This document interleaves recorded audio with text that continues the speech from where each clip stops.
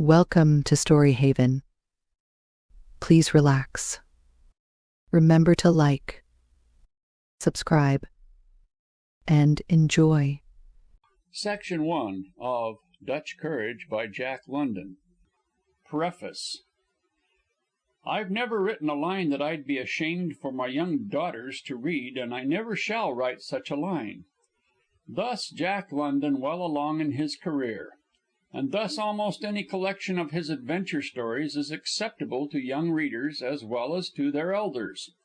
So, in sorting over the few manuscripts still unpublished in book form, while most of them were written primarily for boys and girls, I do not hesitate to include as appropriate a tale such as Whose Business Is to Live. Number 2 of the present group, Typhoon off the Coast of Japan, is the first story ever written by Jack London for publication. At the age of 17 he had returned from his deep water voyage in the sealing schooner Sophie Sutherland, and was working 13 hours a day for $40 a month in an Oakland, California jute mill. The San Francisco Call offered a prize of $75 for the best written descriptive article.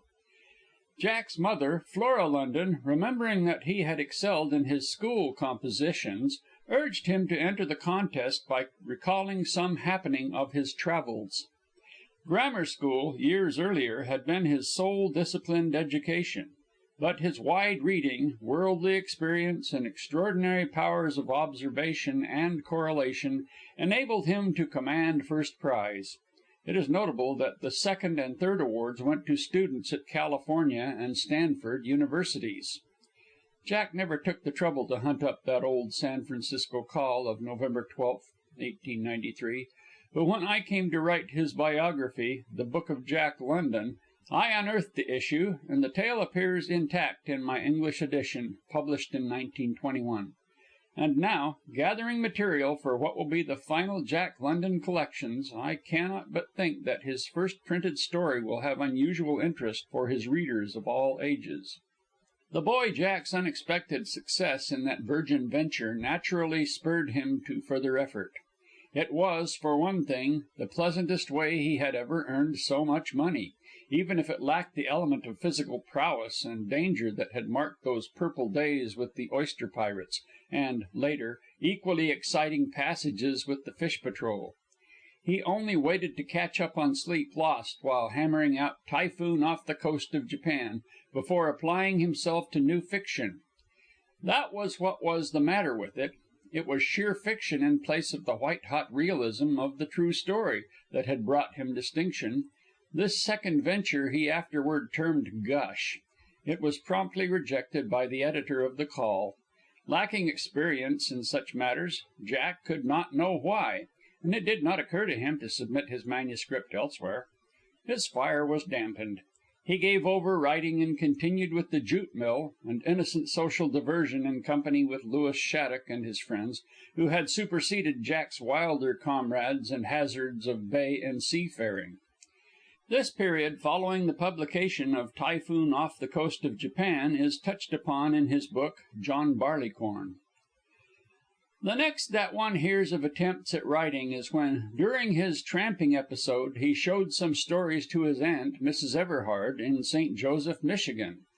And in the ensuing months of that year, 1894, she received other romances mailed at his stopping places along the eastward route, alone or with Kelly's Industrial Army. As yet it had not sunk into his consciousness that his unyouthful knowledge of life in the raw would be the means of success in literature. Therefore he discoursed of imaginary things and persons, lords and ladies, days of chivalry and what not, anything but out of his priceless first-hand lore. At the same time, however, he kept a small diary which, in the days when he had found himself, helped in visualizing his tramp life in The Road. The only out-and-out juvenile in the Jack London list prior to his death is The Cruise of the Dazzler, published in 1902. At that, it is a good and authentic maritime study of its kind, and not lacking in honest thrills. Tales of the Fish Patrol comes next as a book for boys, but the happenings told therein are perilous enough to interest many an older reader. I am often asked which of his books have made the strongest appeal to youth. The impulse is to answer that it depends upon the particular type of youth. As example, there lies before me a letter from a friend. Ruth, she is 11, has been reading every book of your husband's that she can get hold of. She is crazy over the stories. I have bought nearly all of them, but cannot find The Son of the Wolf, Moonface, and Michael, Brother of Jerry. Will you tell me where I can order these? I have not yet learned Ruth's favorites, but I smile to myself at the thought of the rereading she may have to do when her mind has more fully developed. The youth of every country who read Jack London naturally turn to his adventure stories, particularly The Call of the Wild and its companion White Fang, The Sea Wolf, The Cruise of the Snark, and my own journal, The Log of the Snark, and Our Hawaii, Smoke Ballou Tales, Adventure, The Mutiny of the Elsinore, as well as Before Adam, The Game, The Abysmal Brute, The Road, Jerry of the Islands, and its sequel, Michael, Brother of Jerry. And because of the last named, the youth of many lands are enrolling in the famous Jack London Club. This was inspired by Dr. Francis H. Bowley, president of the Massachusetts S.P.C.A. The club expects no dues. Membership is automatic, through the mere promise to leave any playhouse during an animal performance. The protest thereby registered is bound in good time to do away with the abuses that attend animal training for show purposes. Michael, Brother of Jerry, was written out of Jack London's heart of love and head of understanding of animals, aided by a years-long study of the conditions of which he treats. Incidentally, this book contains one of the most charming bits of seafaring romance of the Southern Ocean that he ever wrote. During the Great War, the English-speaking soldiers called freely for the foregoing novels, dubbing them the Jack Londons, and there was also lively demand for Burning Daylight, The Scarlet Plague, The Star Rover, The Little Lady of the Big House, The Valley of the Moon, and, because of its prophetic spirit, The Iron Heel. There was likewise a desire for the short story collections, such as The God of His Fathers, Children of the Frost, The Faith of Men, Love of Life, Lost Face, When God Laughs, and other groups like South Sea Tales, A Son of the Sun, The Nightborn, and The House of Pride, and a long list beside. But for the serious-minded youth of America, Great Britain, and all countries where Jack London's work has been translated, youth considering life with a purpose, Martin Eden is the beacon.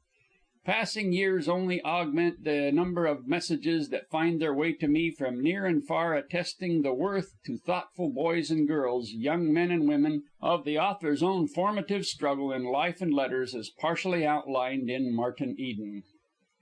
The present sheaf of young folks' stories were written during the latter part of that battle for recognition, and my gathering of them inside book covers is pursuant of his own intention at the time of his death on November 22nd, 1916. Charmian London, Jack London Ranch, Glen Ellen, Sonoma County, California, August 1, 1922. End of section 1.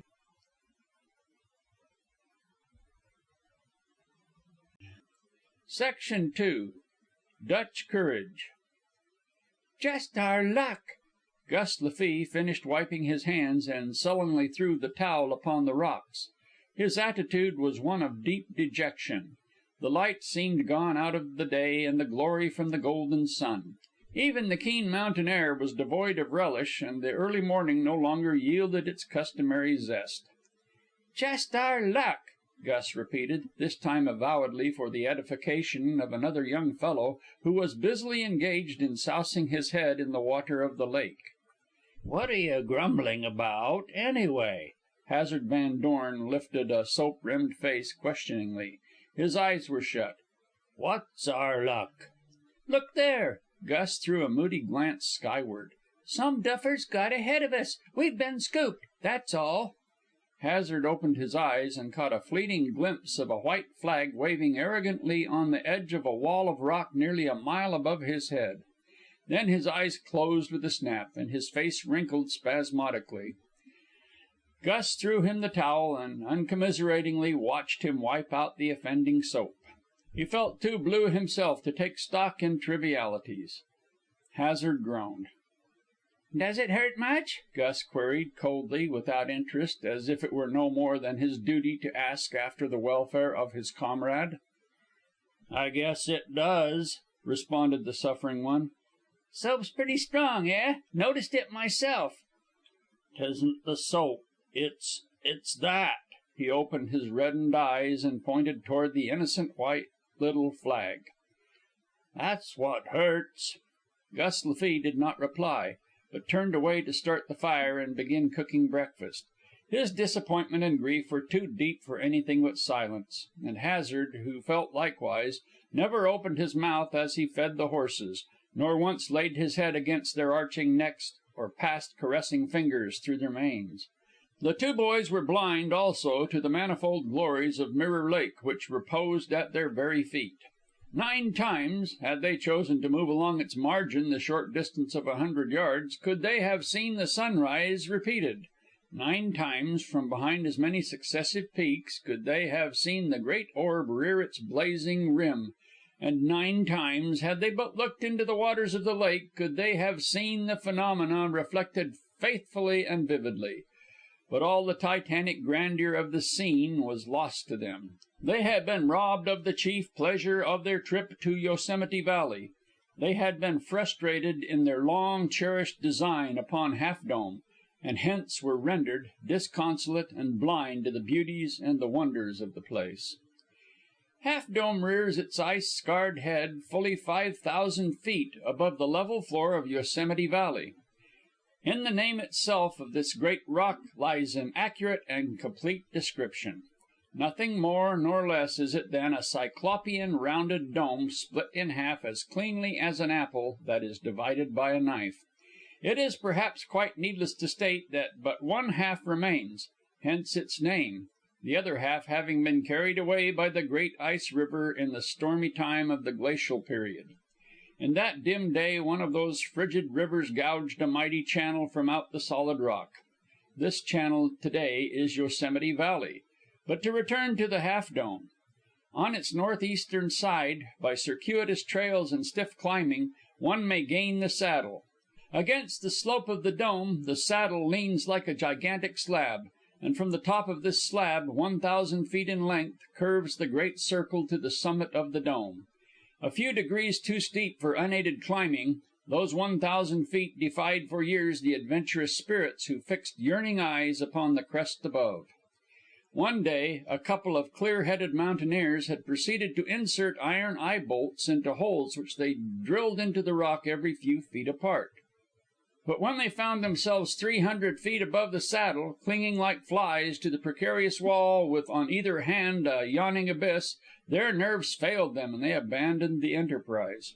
So it remained for an indomitable Scotchman, one George Anderson, finally to achieve the feat. Beginning where they had left off, drilling and climbing for a week, he had at last set foot upon that awful summit and gazed down into the depths where Mirror Lake reposed, nearly a mile beneath.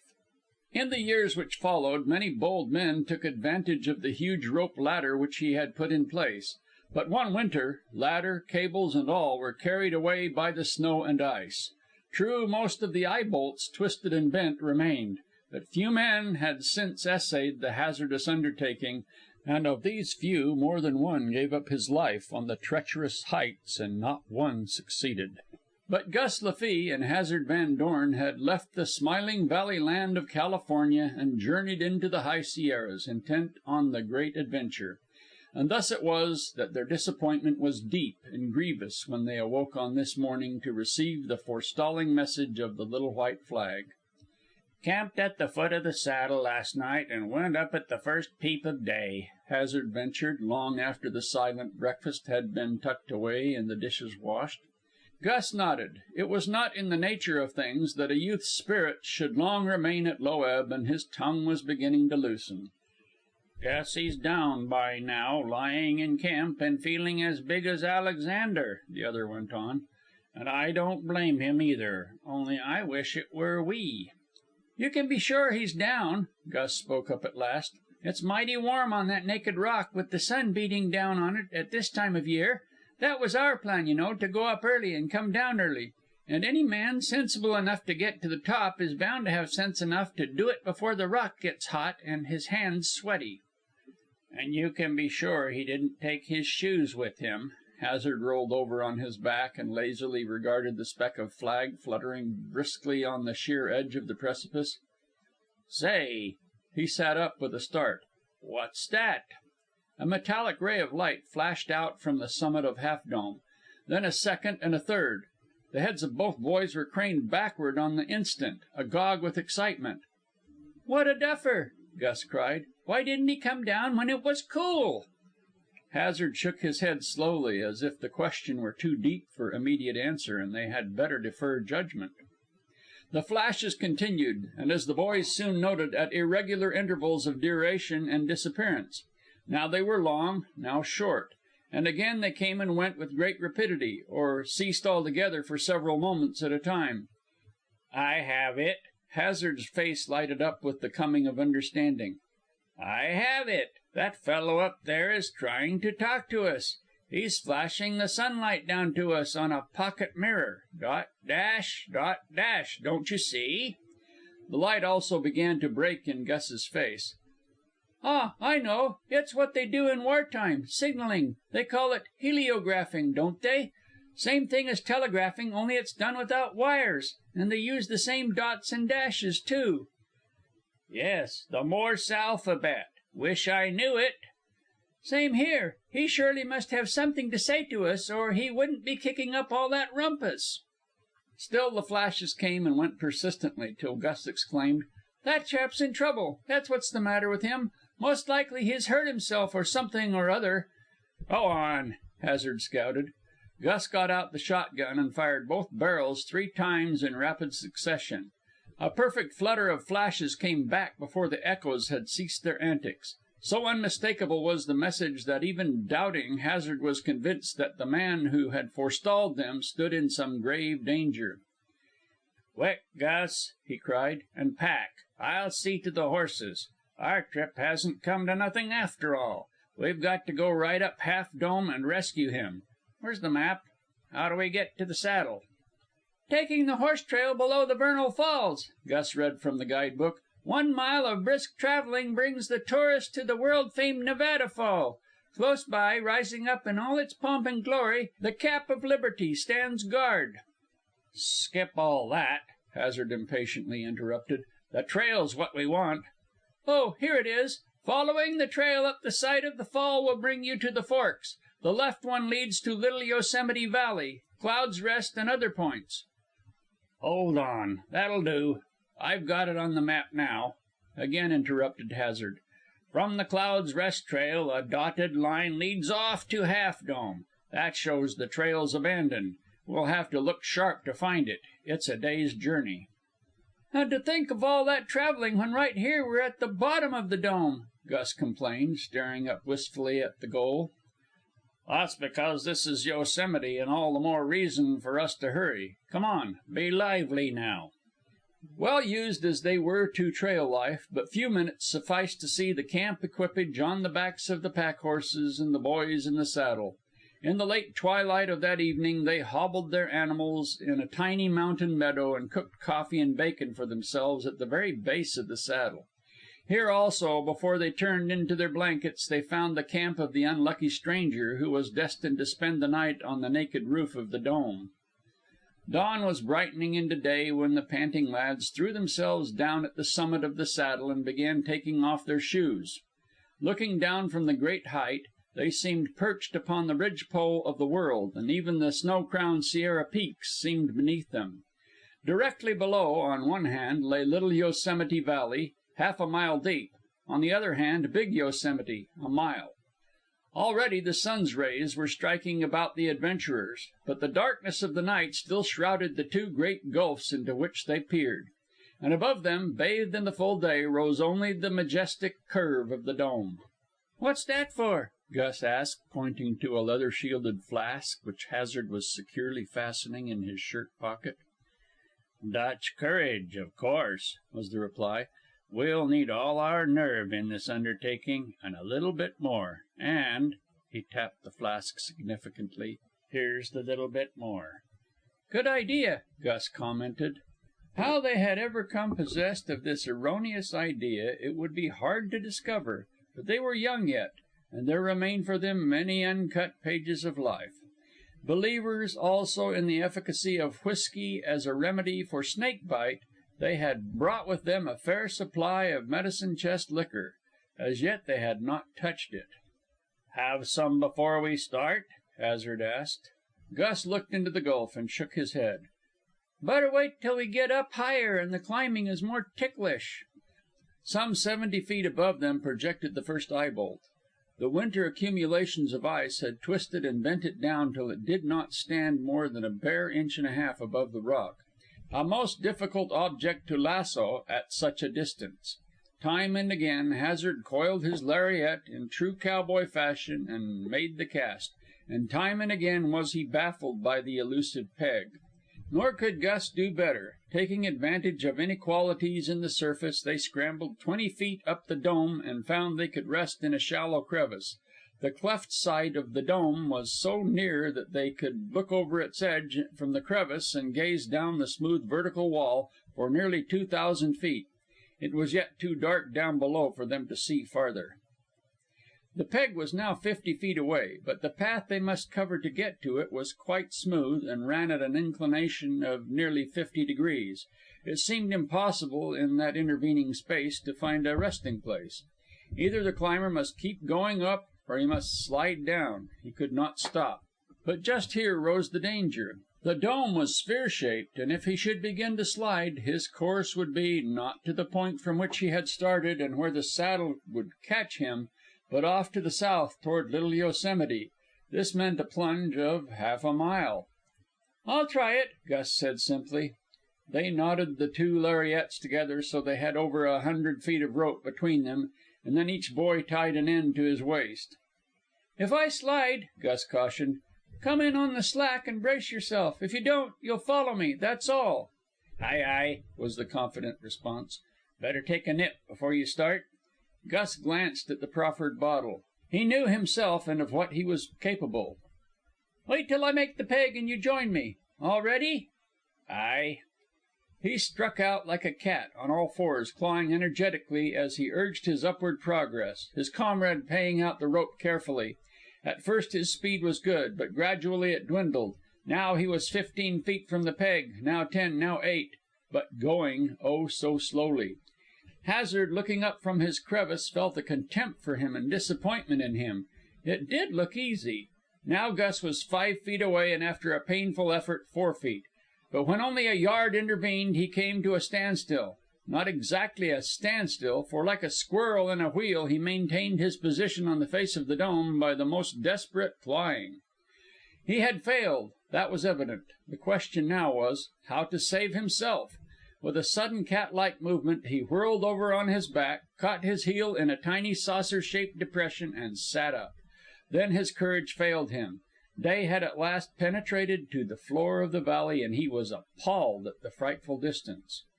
"Go ahead and make it," Hazard ordered, but Gus merely shook his head. "Then come down." Again he shook his head.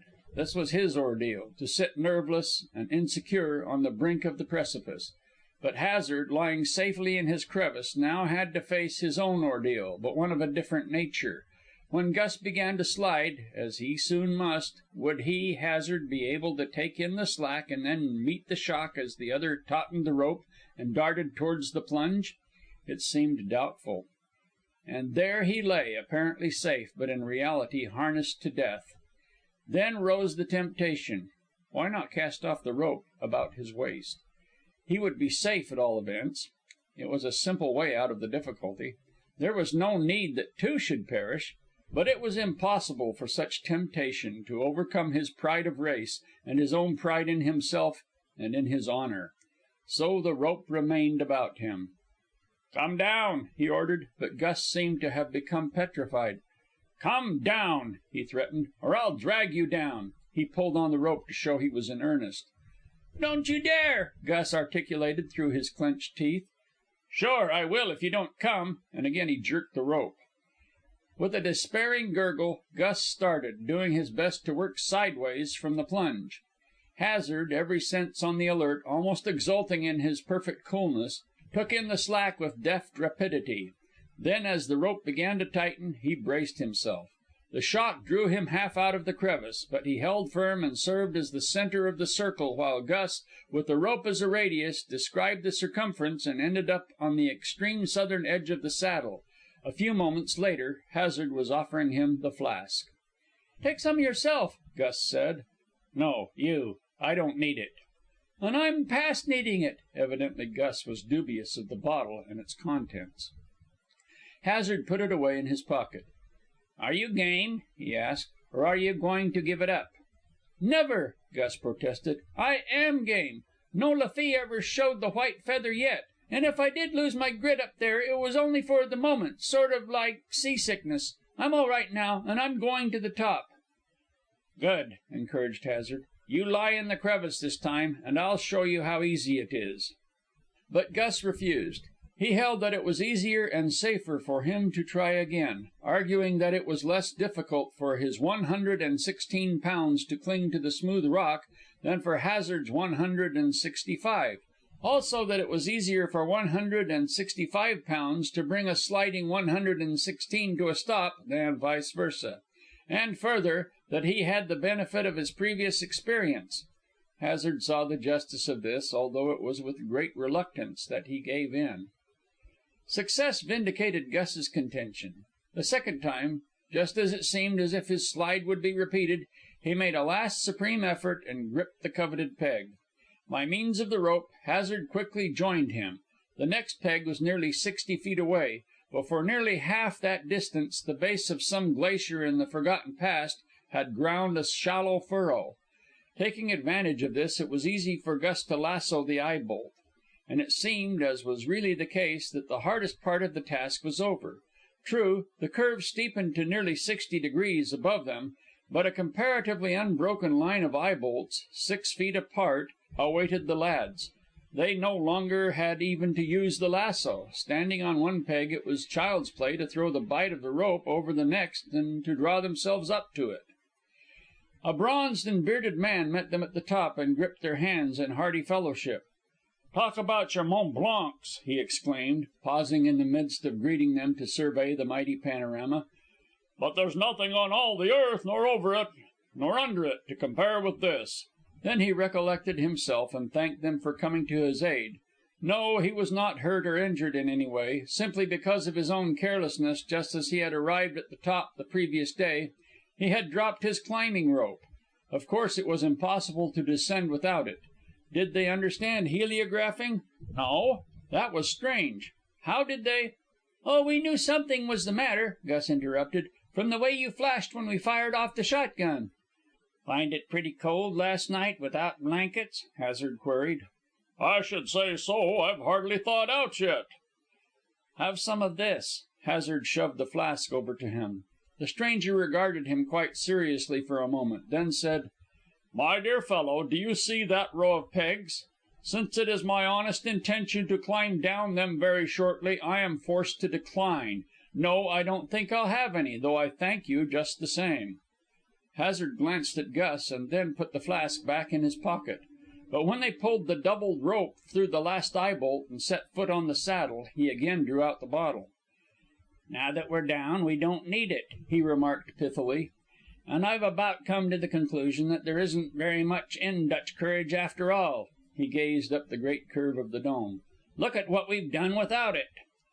Several seconds thereafter, a party of tourists, gathered at the margin of Mirror Lake, were astounded at the unwonted phenomenon of a whiskey flask descending upon them like a comet out of a clear sky, and all the way back to the hotel they marveled greatly at the wonders of nature, especially meteorites. End of Section 2.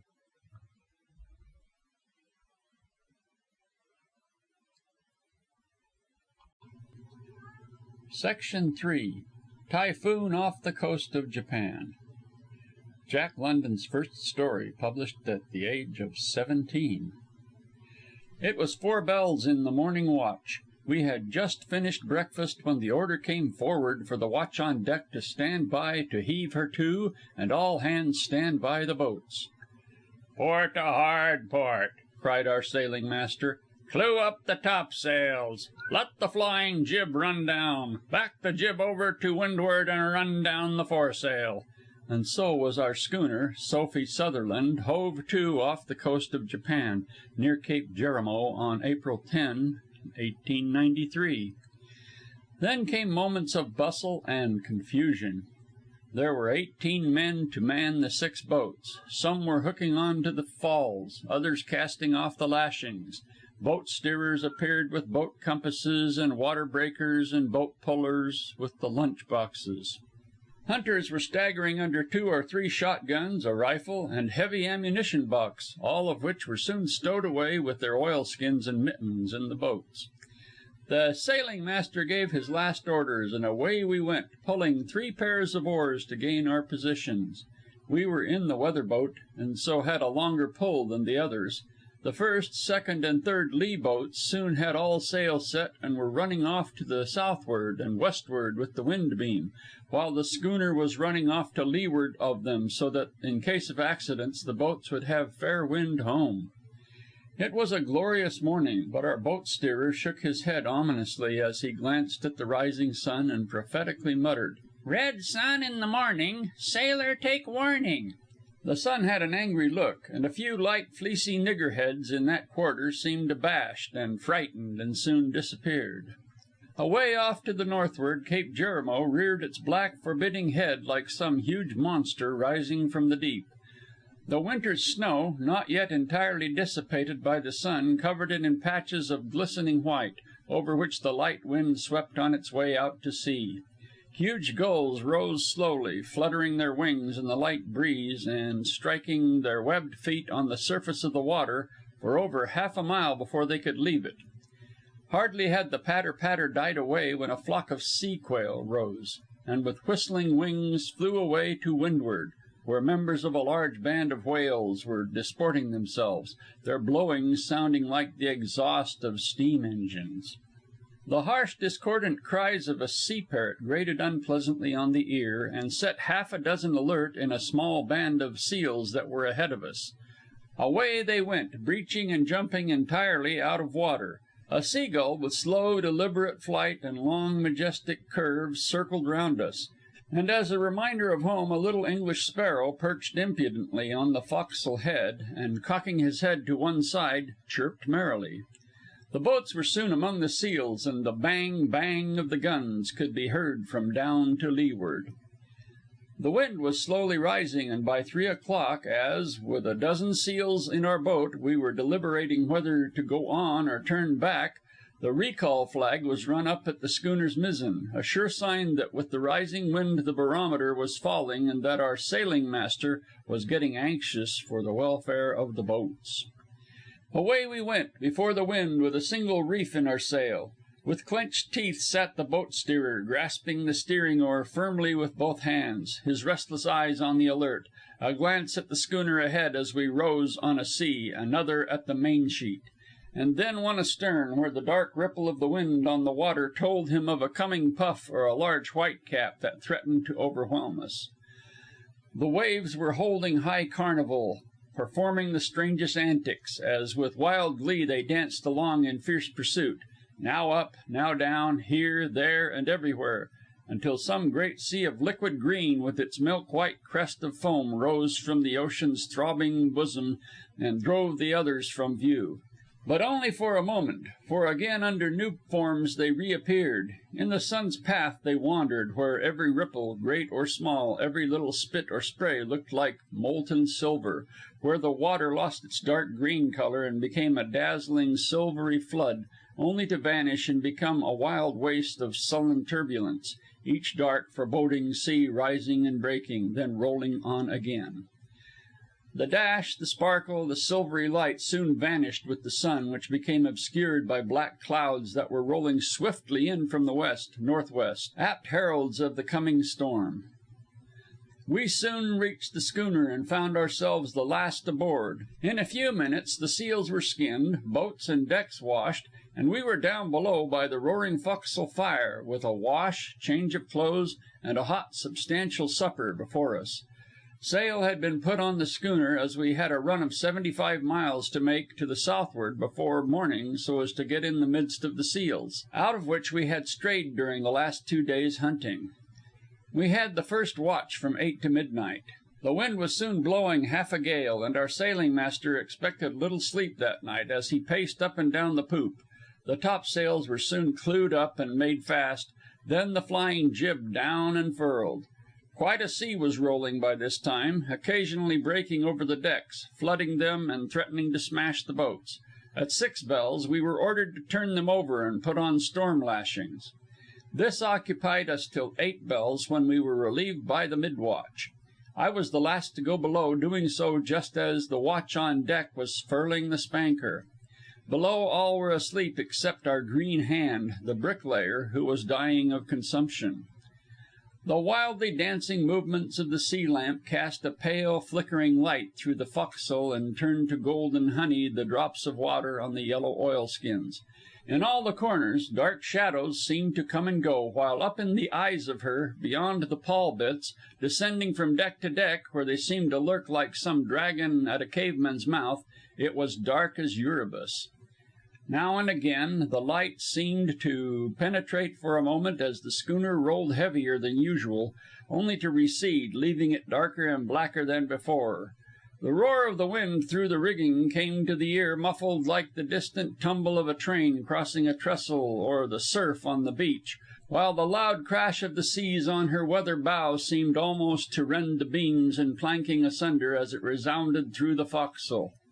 The creaking and groaning of the timbers, stanchions, and bulkheads, as the strain the vessel was undergoing was felt, served to drown the groans of the dying man as he tossed uneasily in his bunk. The working of the foremast against the deck beams caused a shower of flaky powder to fall, and sent another sound mingling with the tumultuous storm. Some cascades of water streamed from the pawl bitts, from the forecastle head above, and, joining tissue with the streams from the wet oilskins, ran along the floor and disappeared aft into the main hold. At 2 bells in the middle watch, that is, in land parlance, 1 o'clock in the morning, the order was roared out on the forecastle: "All hands on deck and shorten sail!" Then the sleepy sailors tumbled out of their bunk and into their clothes, oilskins, and sea boots, and up on deck. 'Tis when that order comes on cold, blustering nights that Jack grimly mutters, "Who would not sell a farm and go to sea?" It was on deck that the force of the wind could be fully appreciated, especially after leaving the stifling forecastle. It seemed to stand up against you like a wall, making it almost impossible to move on the heaving decks or to breathe as the fierce gusts came dashing by. The schooner was hove to under jib, foresail, and mainsail. We proceeded to lower the foresail and make it fast. The night was dark, greatly impeding our labor. Still, though not a star or the moon could pierce the black masses of storm clouds that obscured the sky as they swept along before the gale, nature aided us in a measure. A soft light emanated from the movement of the ocean. Each mighty sea, all phosphorescent and glowing with the tiny lights of myriads of animalculae, threatened to overwhelm us with a deluge of fire. Higher and higher, thinner and thinner, the crest grew as it began to curve and overtop, preparatory to breaking, until, with a roar, it fell over the bulwarks, a mass of soft glowing light and tons of water, which sent the sailors sprawling in all directions, and left in each nook and cranny little specks of light that glowed and trembled till the next sea washed them away, depositing new ones in their places. Sometimes several seas, following each other with great rapidity and thundering down on our decks, filled them full to the bulwarks, but soon they were discharged through the lee scuppers. To reef the mainsail we were forced to run off before the gale under the single reefed jib. By the time we had finished, the wind had forced up such a tremendous sea that it was impossible to heave her to. Away we flew on the wings of the storm through the muck and flying spray. A wind sheer to starboard, then another to port, as the enormous seas struck the schooner astern and nearly broached her to. As day broke, we took in the jib, leaving not a sail unfurled. Since we had begun scudding she had ceased to take the seas over her bow, but amidships they broke fast and furious. It was a dry storm in the matter of rain, but the force of the wind filled the air with fine spray, which flew as high as the cross trees and cut the face like a knife, making it impossible to see over 100 yards ahead.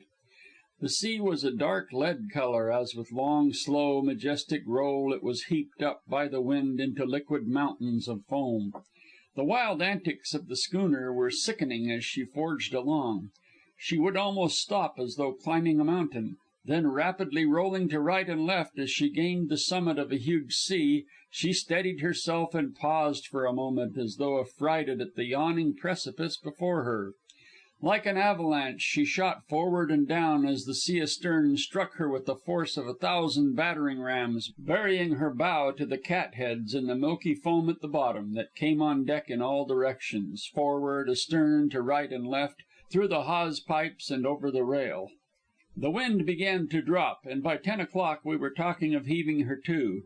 We passed a ship, 2 schooners and a 4-masted barkentine under the smallest of canvas, and at 11 o'clock, running on the spanker and jib, we hove her to, and in another hour we were beating back again against the aftersea under full sail to regain the sealing ground away to the westward.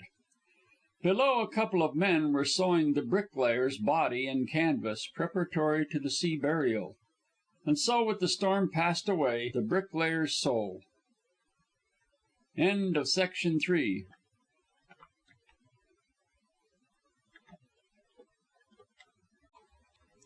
Section 4. The Lost Poacher. But they won't take excuses. You're across the line, and that's enough.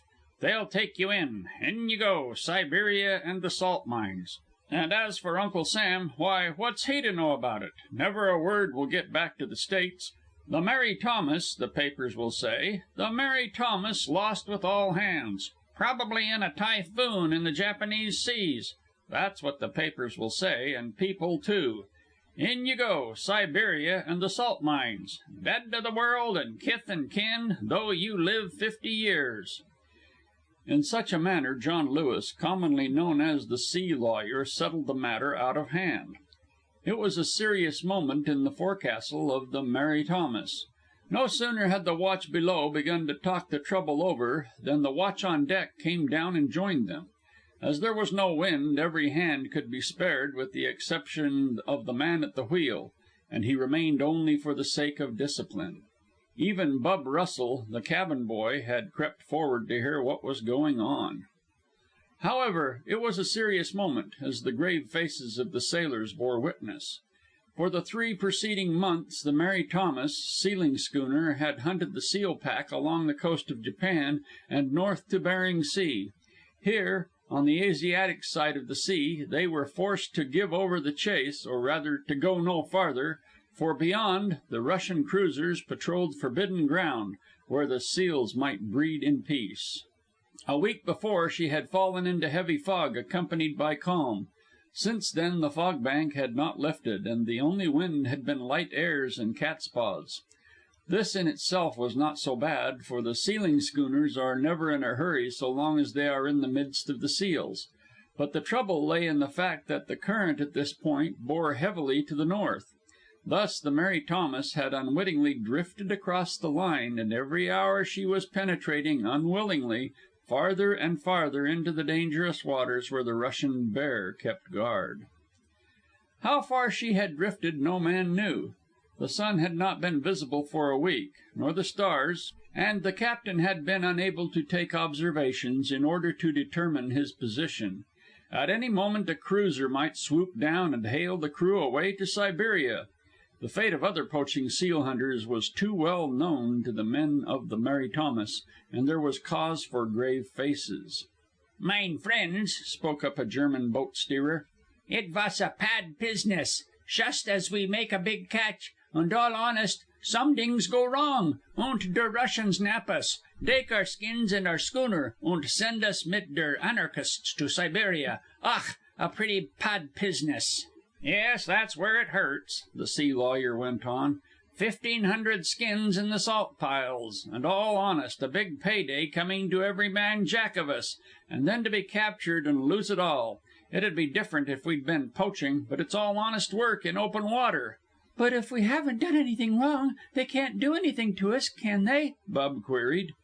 "It strikes me as 'ow it ain't the proper thing for a boy o' your age shovin' in when his elders is talkin'," protested an English sailor from over the edge of his bunk. "Oh, that's all right, Jack," answered the sea lawyer. "He's a perfect right to. Ain't he just as liable to lose his wages as the rest of us?" "Wouldn't give threepence for them," Jack sniffed back. He had been planning to go home and see his family in Chelsea when he was paid off, and he was now feeling rather blue over the highly possible loss, not only of his pay, but of his liberty. "How are they to know?" the sea lawyer asked in answer to Bub's previous question. "Here we are in forbidden water. How do they know but what we came here of our own accord? Here we are, 1,500 skins in the hold. How do they know whether we got them in open water or in the closed sea? Don't you see, Bub, the evidence is all against us.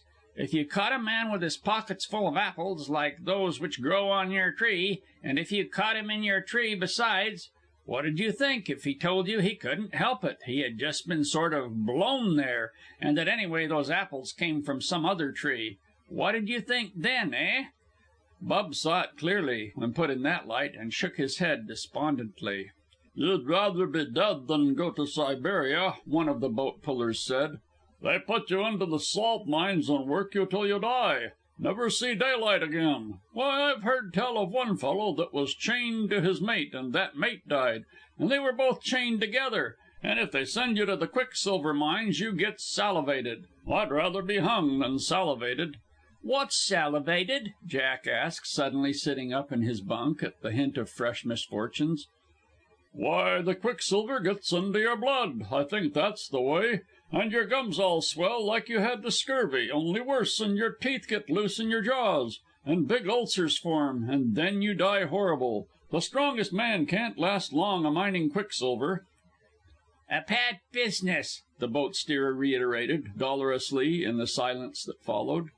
"A bad business. I wish I was in Yokohama, eh? What was dot?" The vessel had suddenly heeled over. The decks were aslant. A tin pannikin rolled down the inclined plane, rattling and banging.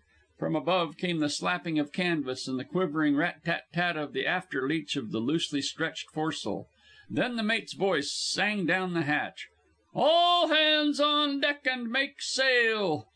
Never had such summons been answered with more enthusiasm. The calm had broken. The wind had come which was to carry them south into safety.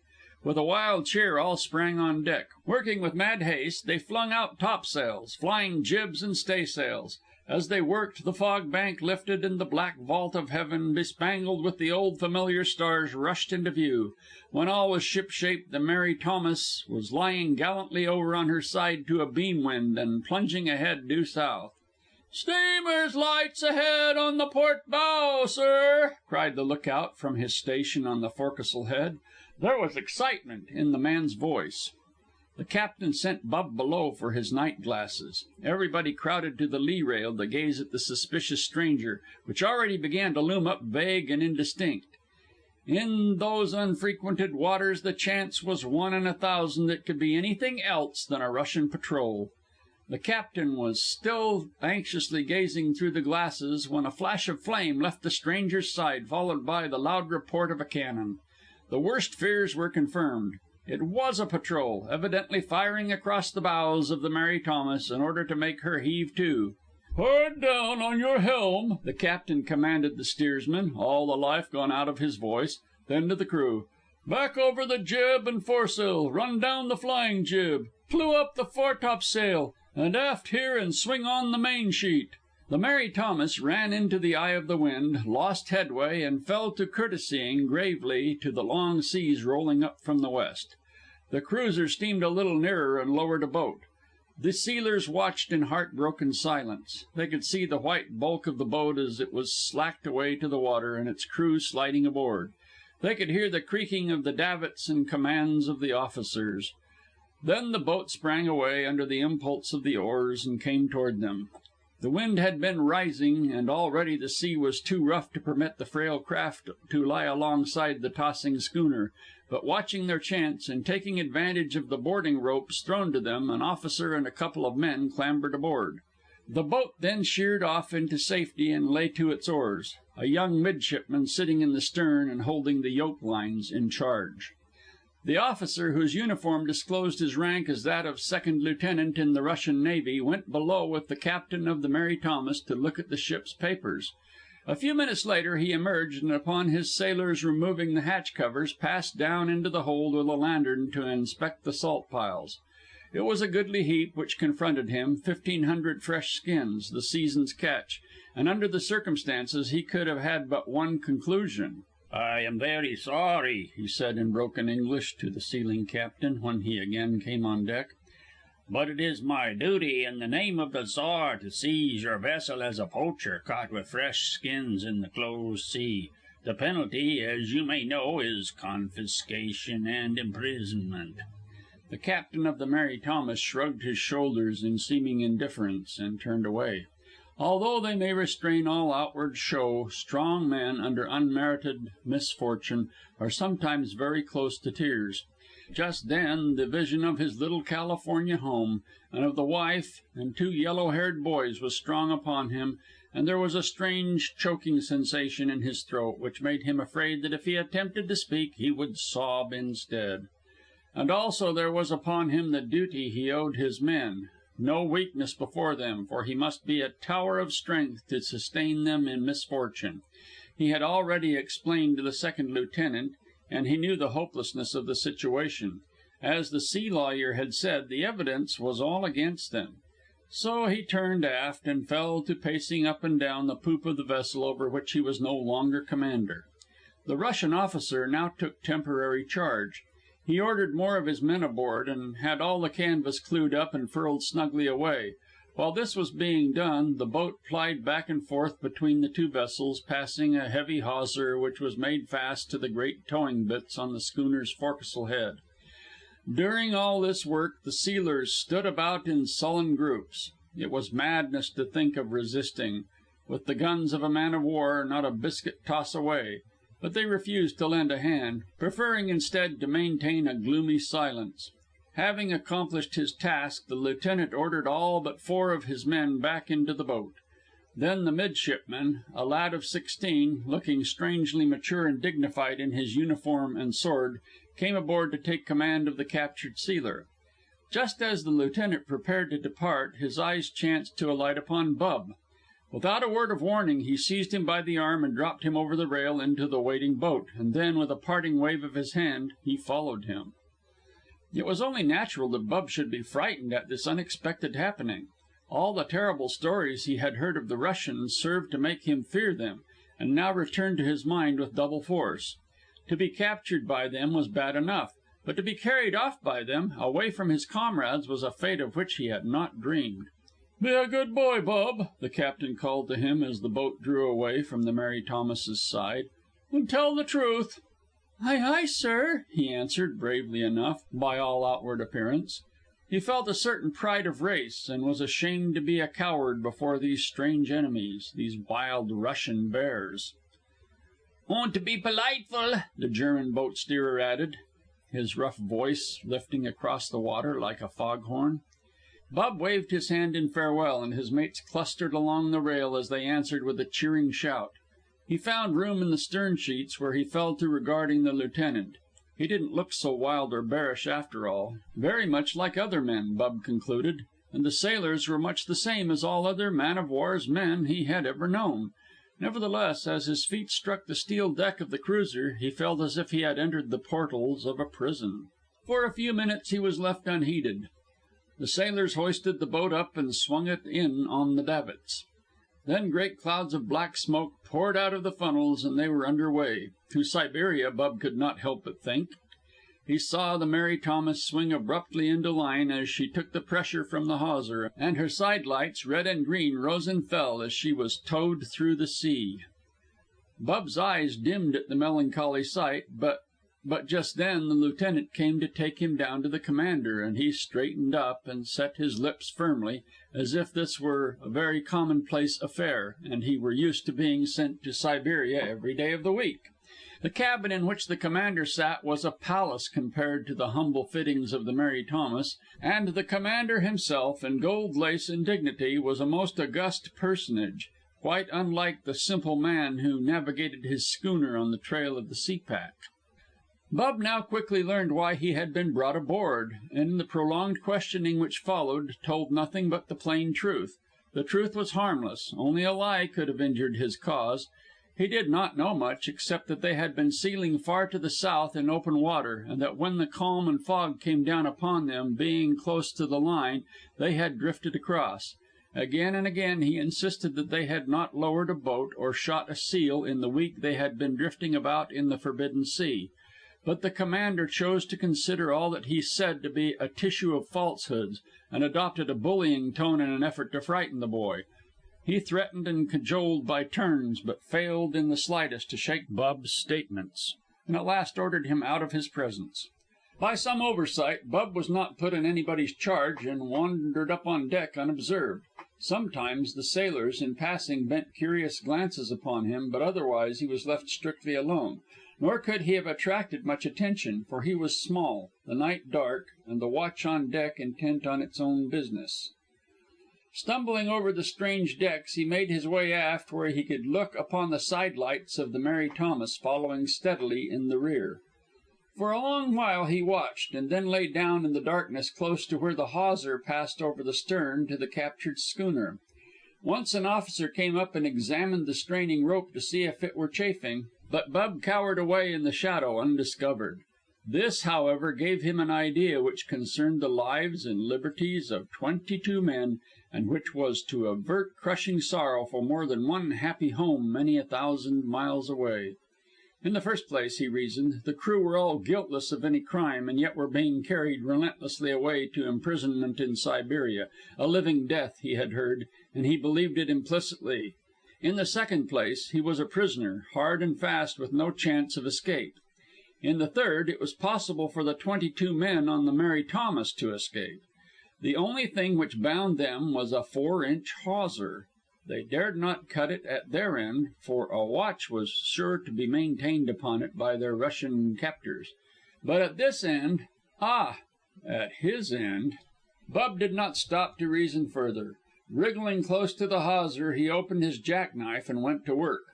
The blade was not very sharp, and he sawed away rope yarn by rope yarn, the awful picture of the solitary Siberian exile he must endure growing clearer and more terrible at every stroke. Such a fate was bad enough to undergo with one's comrades, but to face it alone seemed frightful. And besides, the very act he was performing was sure to bring greater punishment upon him. In the midst of such somber thoughts, he heard footsteps approaching. He wriggled away to the shadow. An officer stopped where he had been working, half stooped to examine the hawser, then changed his mind and straightened up. For a few minutes he stood there gazing at the lights of the captured schooner, and then went forward again. Now was the time. Bub crept back and went on sawing. Now 2 parts were severed, now 3, but 1 remained. The tension upon this was so great that it readily yielded. Splash! The freed end went overboard. He lay quietly, his heart in his mouth, listening. No one on the cruiser but himself had heard. He saw the red and green lights of the Mary Thomas grow dimmer and dimmer. Then a faint halloo came over the water from the Russian prize crew. Still nobody heard. The smoke continued to pour out of the cruiser's funnels, and her propellers throbbed as mightily as ever. What was happening on the Mary Thomas? Bub could only surmise, but of one thing he was certain. His comrades would assert themselves and overpower the 4 sailors and the midshipmen. A few minutes later he saw a small flash, and straining his ears heard the very faint report of a pistol. Then, oh joy, both the red and green lights suddenly disappeared. The Mary Thomas was retaken. Just as an officer came aft, Bub crept forward and hid away in one of the boats.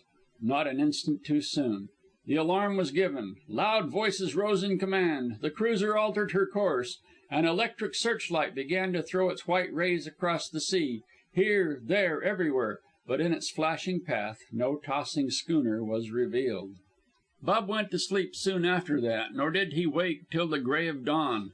The engines were pulsing monotonously, and the water, splashing noisily, told him the decks were being washed down.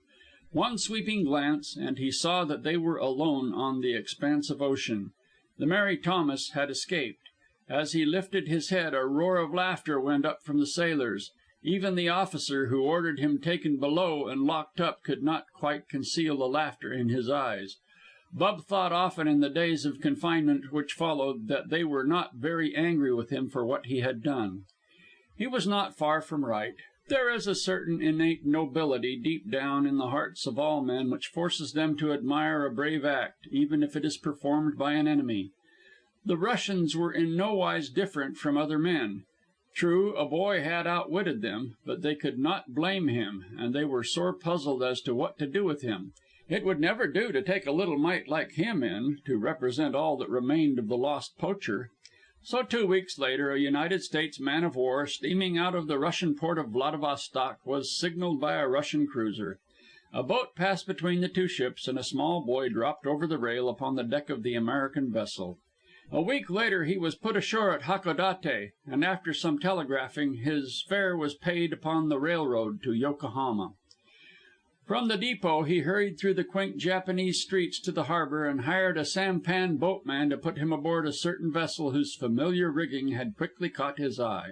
Her gaskets were off, her sails unfurled, and she was just starting back to the United States. As he came closer, a crowd of sailors sprang upon the forecastle head, and the windlass bars rose and fell as the anchor was torn from its muddy bottom. "Yankee ship come down the river," the sea lawyer's voice rolled out as he led the anchor song. "Pull, my bully boys, pull!" roared back the old familiar chorus, the men's bodies lifting and bending to the rhythm. Bub Russell paid the boatman and stepped on deck. The anchor was forgotten. A mighty cheer went up from the men, and almost before he could catch his breath he was on the shoulders of the captain, surrounded by his mates, and endeavoring to answer 20 questions to the second. The next day a schooner hove off to a Japanese fishing village, sent ashore 4 sailors and a little midshipman, and sailed away. These men did not talk English, but they had money and quickly made their way to Yokohama. From that day the Japanese village folk never heard anything more about them, and they are still a much talked of mystery, as the Russian government never said anything about the incident. The United States is still ignorant of the whereabouts of the lost poacher, nor has she ever heard officially of the way in which some of her citizens shanghaied 5 subjects of the Czar. Even nations have secrets sometimes. End of Section 4.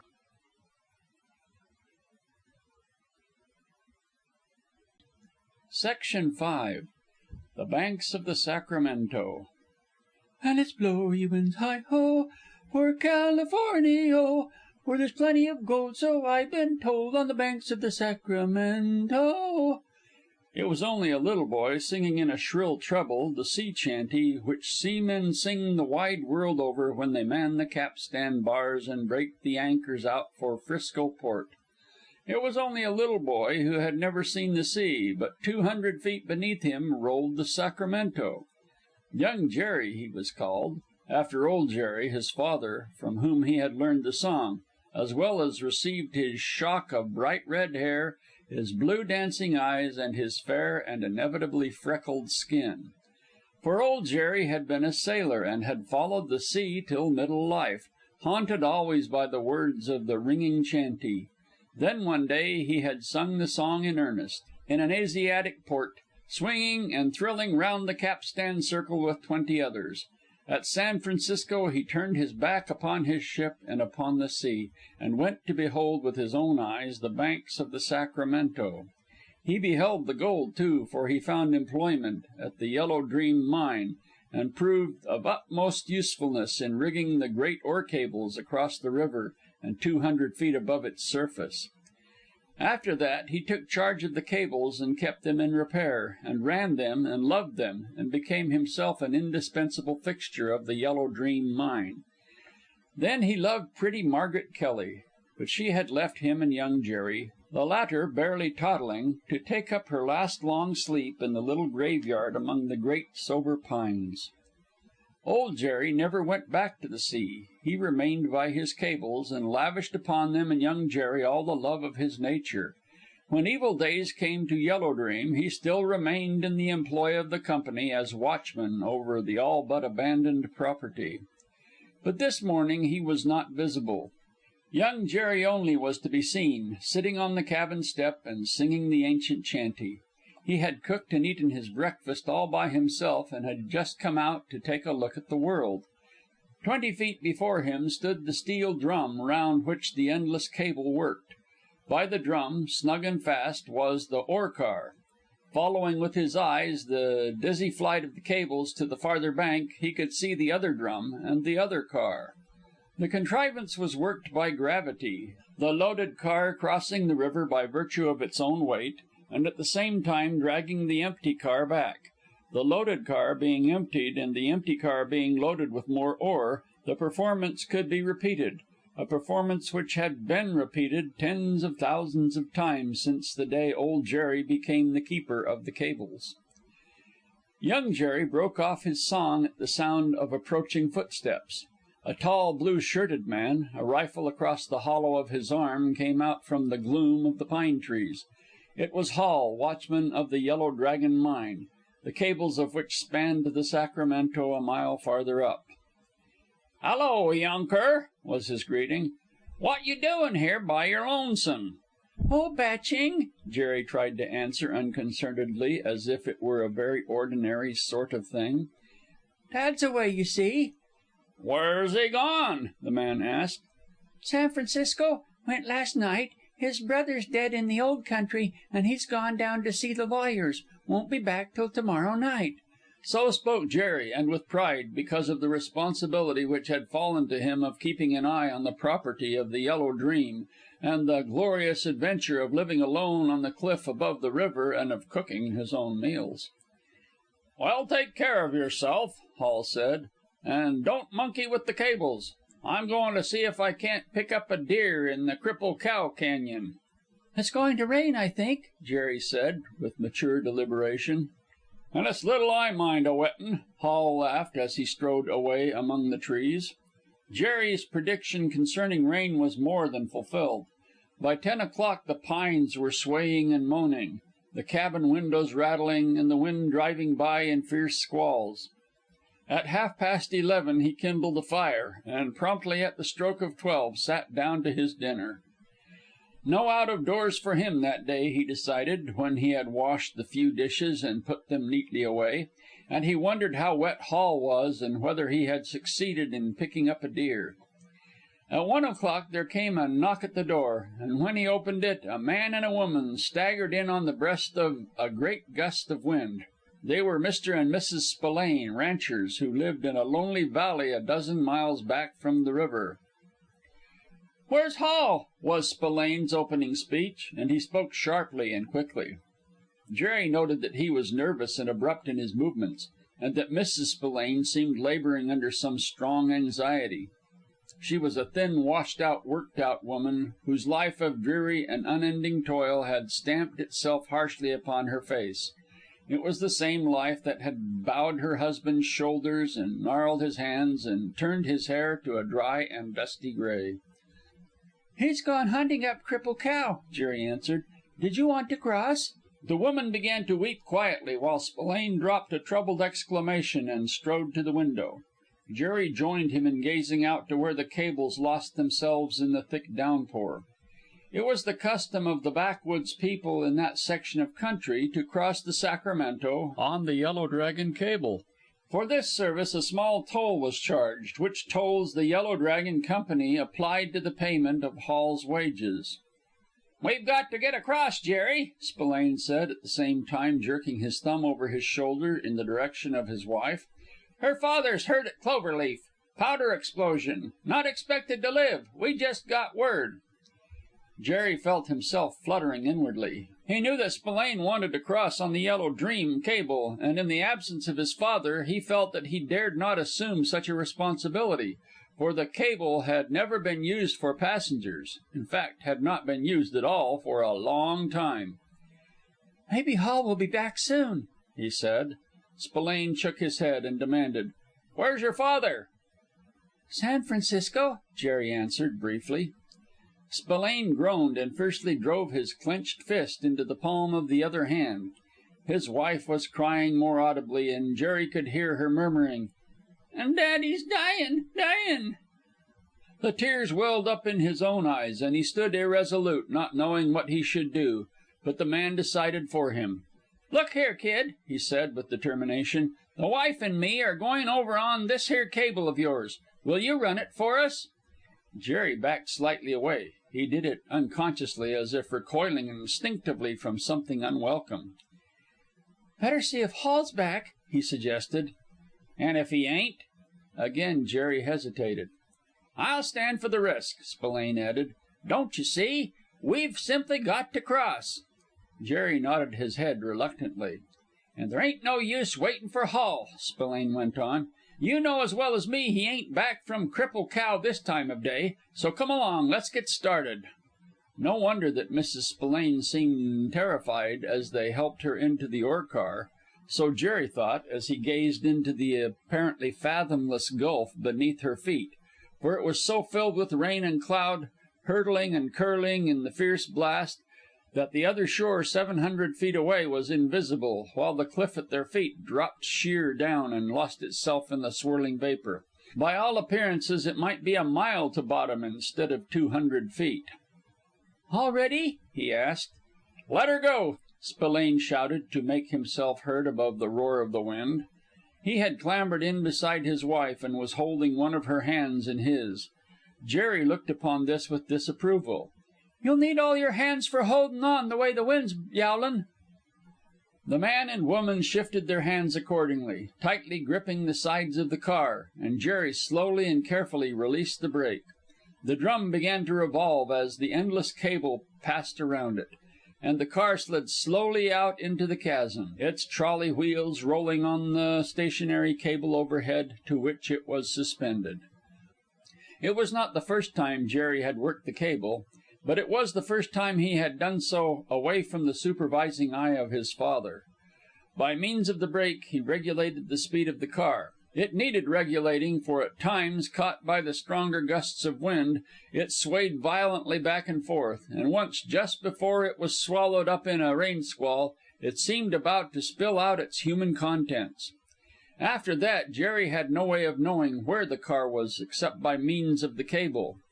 This he watched keenly as it glided around the drum. 300 feet, he breathed to himself as the cable markings went by. 350, 400, 400 and... The cable had stopped. Jerry threw off the brake, but it did not move. He caught the cable with his hands and tried to start it by tugging smartly. Something had gone wrong. What? He could not guess. He could not see.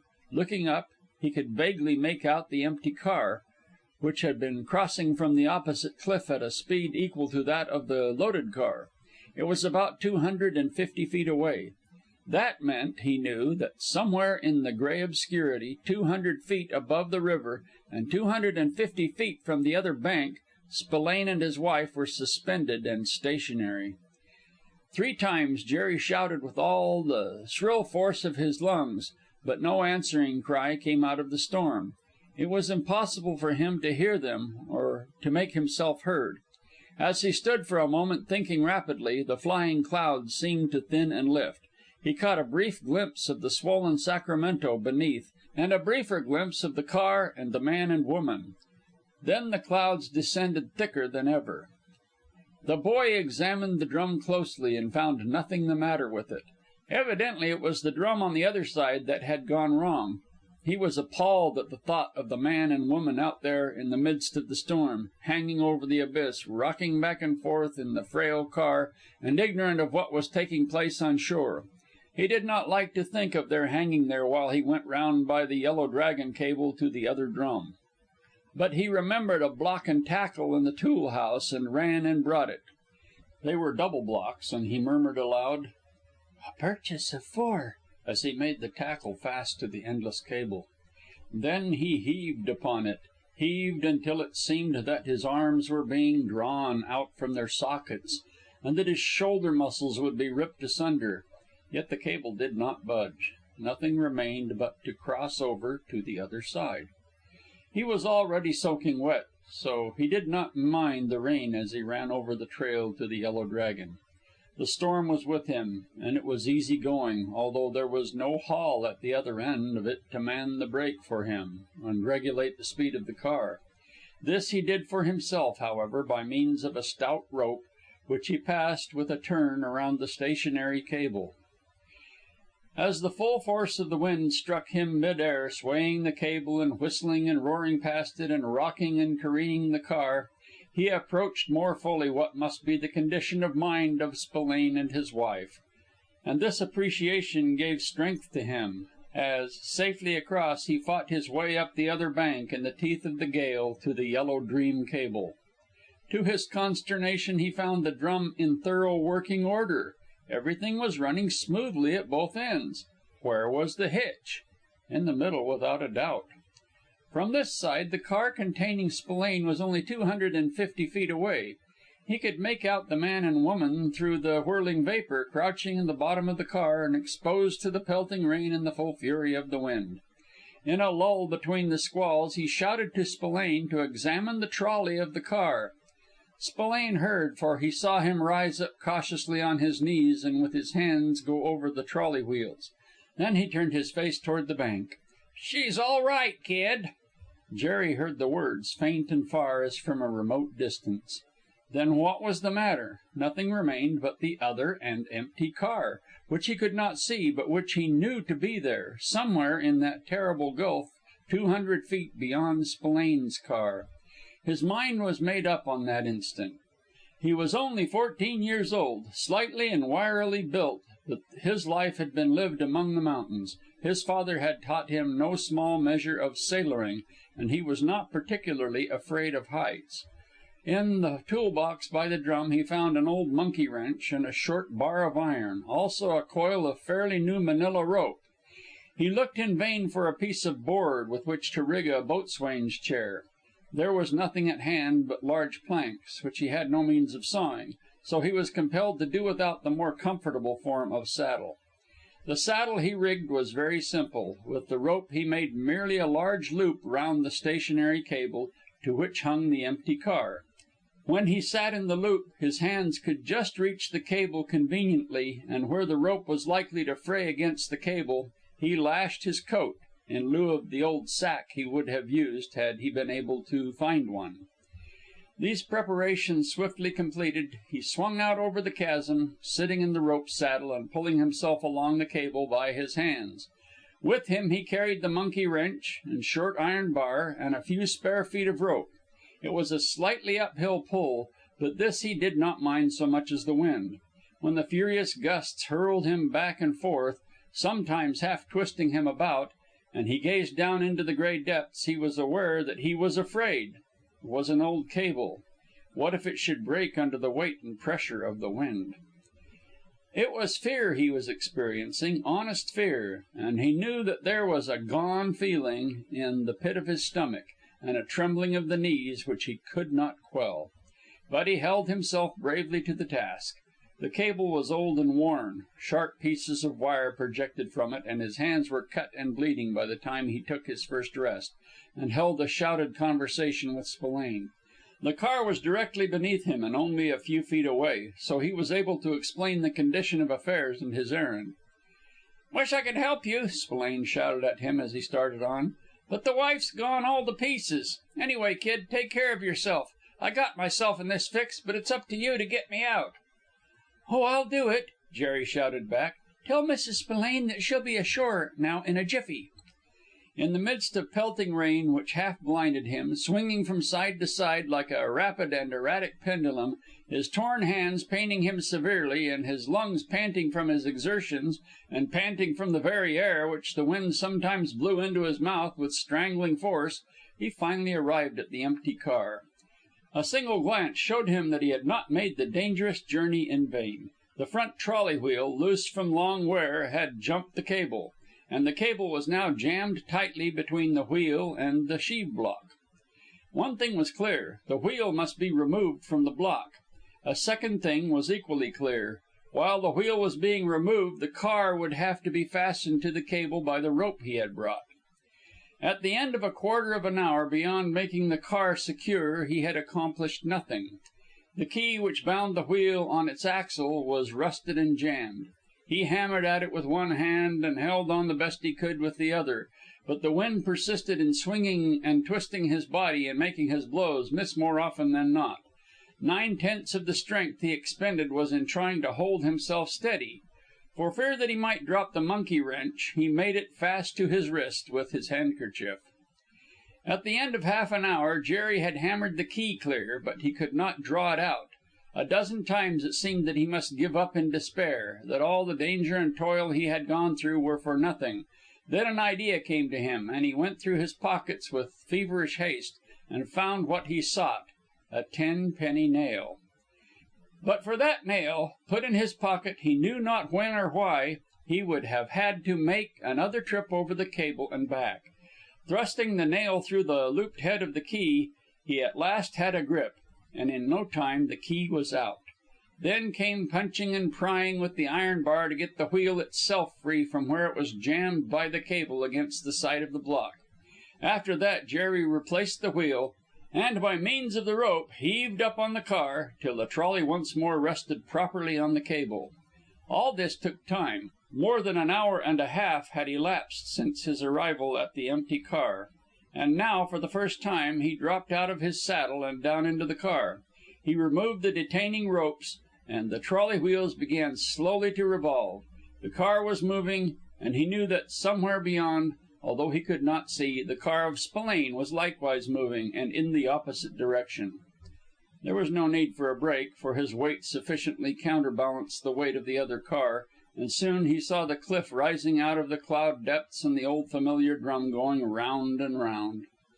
Jerry climbed out and made the car securely fast. He did it deliberately and carefully, and then, quite unhero-like, he sank down by the drum, regardless of the pelting storm, and burst out sobbing.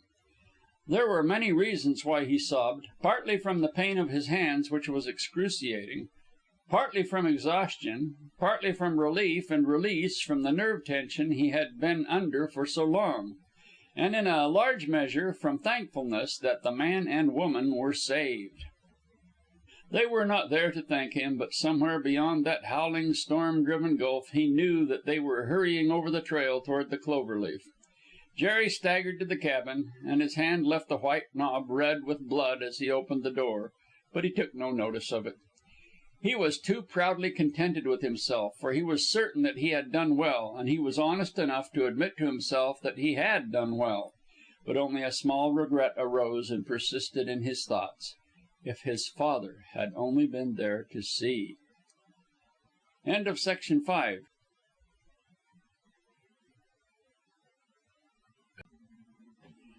Section 6. Chris Farrington, Able Seaman. If you vas in der old country ships, a little shaver like you would be only der boy, und you would wait on der able seaman.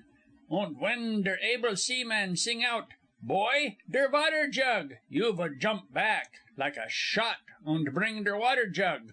Und when der able seaman sing out, "Boy, my boots!" you would get der boots. Und you would be politeful und say yes, sir, and no, sir. But you be in der American ship, and you think you are so good as der able seaman.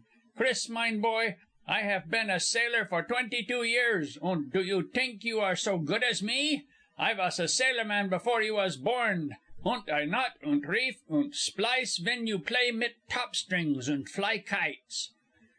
But you are unfair, Emil, cried Chris Farrington, his sensitive face flushed and hurt. He was a slender, though strongly built young fellow of 17, with Yankee ancestry writ large all over him. There you go once again, the Swedish sailor exploded. My name is Mr. Johansson, und a kid of a boy like you call me Emil? It was insulting, und comes because of der American ship. "But you call me Chris," the boy expostulated reproachfully. "But you vas a boy."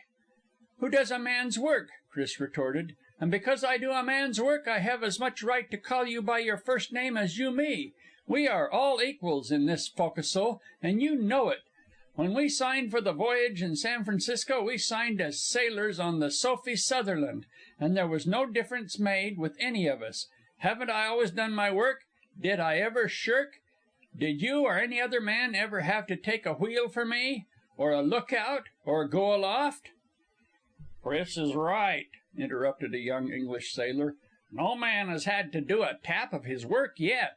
He signed as good as any of us, and he's shown himself as good." "Better," broke in a Nova Scotia man. "Better than some of us. When we struck the sealing grounds, he turned out to be next to the best boat steerer aboard. Only French Louis, who'd been at it for years, could beat him. I'm only a boat puller, and you're only a boat puller too, Emil Johansen. For all your 22 years at sea, why don't you become a boat steerer?" "Too clumsy," laughed the Englishman, "and too slow." "Little that counts, one way or the other," joined in Dane Jurgensen, coming to the aid of his Scandinavian brother. "Emil is a man grown and an able seaman. The boy is neither." So the argument raged back and forth, the Swedes, Norwegians, and Danes, because of race kinship, taking the part of Johansen, and the English, Canadians, and Americans taking the part of Chris. From an unprejudiced point of view, the right was on the side of Chris. As he had truly said, he did a man's work, and the same work that any of them did. But they were prejudiced, and badly so, and out of the words which passed rose a standing quarrel which divided the forecastle into two parties. The Sophie Sutherland was a seal hunter, registered out of San Francisco, and engaged in hunting the furry sea animals along the Japanese coast north to Bering Sea. The other vessels were two-masted schooners, but she was a three-master and the largest in the fleet. In fact, she was a full-rigged three-top-mast schooner, newly built. Although Chris Farrington knew that justice was with him, and that he performed all his work faithfully and well, many a time, in secret thought, he longed for some pressing emergency to arise whereby he could demonstrate to the Scandinavian seamen that he also was an able seaman. But one stormy night, by an accident for which he was in no wise accountable, in overhauling a spare anchor chain, he had all the fingers of his left hand badly crushed, and his hopes were likewise crushed, for it was impossible for him to continue hunting with the boats, and he was forced to stay idly aboard until his fingers should heal. Yet, although he little dreamed it, this very accident was to give him the long looked for opportunity. One afternoon in the latter part of May, the Sophie Sutherland rolled sluggishly in a breathless calm. The seas were abundant, the hunting good, and the boats were all away and out of sight. And with them was almost every man of the crew. Besides Chris, there remained only the captain, the sailing master, and the Chinese cook. The captain was captain only by courtesy. He was an old man past 80 and blissfully ignorant of the sea and its ways. But he was the owner of the vessel, and hence the honorable title. Of course, the sailing master, who was really captain, was a thoroughgoing seaman. The mate, whose post was aboard, was out with the boats, having temporarily taken Chris's place as boat steerer. When good weather and good sport came together, the boats were accustomed to range far and wide, and often did not return to the schooner until long after dark. But, for all that it was a perfect hunting day, Chris noted a growing anxiety on the part of the sailing master. He paced the deck nervously and was constantly sweeping the horizon with his marine glasses. Not a boat was in sight. As sunset arrived, he even sent Chris aloft to the mizzen topmast head, but with no better luck. The boats could not possibly be back before midnight. Since noon the barometer had been falling with startling rapidity, and all the signs were ripe for a great storm. How great, not even the sailing master anticipated. He and Chris set to work to prepare for it. They put storm gaskets on the furled topsails, lowered and stowed the foresail and spanker, and took in the two inner jibs. In the one remaining jib they put a single reef, and a single reef on the mainsail. Night had fallen before they finished, and with the darkness came the storm. A low moan swept over the sea. and the wind struck the Sophie Sutherland flat. But she righted quickly, and with the sailing master at the wheel, sheered her bow into within 5 points of the wind. Working as well as he could with his bandaged hand and with the feeble aid of the Chinese cook, Chris went forward and backed the jib over to the weather side. This, with the flat mainsail, left the schooner hove to. "God help the boats! It's no gale, it's a typhoon!" the sailing master shouted to Chris at 11 o'clock. "Too much canvas! Got to get 2 more reefs into that mainsail, and got to do it right away!" He glanced at the old captain, shivering in oilskins at the binnacle and holding on for dear life. "There's only you and I, Chris, and the cook, but he's next to worthless." In order to make the reef, it was necessary to lower the mainsail, and the removal of this after pressure was bound to make the schooner fail off before the wind and sea because of the forward pressure of the jib. "Take the wheel," the sailing master directed, "and when I give the word, hard up with it. And when she's square before it, steady her. And keep her there. We'll heave to again as soon as I get the reefs in." Gripping the kicking spokes, Chris watched him and the reluctant cook go forward into the howling darkness. The Sophie Sutherland was plunging into the huge head seas and wallowing tremendously, the tense steel stays and taut rigging humming like harp strings to the wind. A buffeted cry came to his ears, and he felt the schooner's bow paying off of its own accord. The mainsail was down. He ran the wheel hard over and kept anxious track of the changing direction of the wind on his face and of the heave of the vessel. This was the crucial moment. In performing the evolution, she would have to pass broadside to the surge before she could get before it. The wind was blowing directly on his right cheek when he felt the Sophie Sutherland lean over and begin to rise toward the sky, up, up, an infinite distance. Would she clear the crest of the gigantic wave? Again, by the feel of it, for he could see nothing, he knew that a wall of water was rearing and curving far above him along the whole weather side. There was an instant's calm as the liquid wall intervened and shut off the wind. The schooner righted and for that instant seemed at perfect rest. Then she rolled to meet the descending rush. Chris shouted to the captain to hold tight, and he prepared himself for the shock. But the man did not live who could face it. An ocean of water smote Chris's back, and his clutch on the spokes was loosened as if it were a baby's. Stunned, powerless, like a straw on the face of a torrent, he was swept onward, he knew not whither. Missing the corner of the cabin, he was dashed forward along the poop runway 100 feet or more, striking violently against the foot of the foremast. A second wave, crushing inboard, hurled him back the way he had come and left him half drowned where the poop steps should have been. Bruised and bleeding, dimly conscious, he felt for the rail and dragged himself to his feet. Unless something could be done, he knew the last moment had come. As he faced the poop, the wind drove into his mouth with suffocating force. This brought him back to his senses with a start.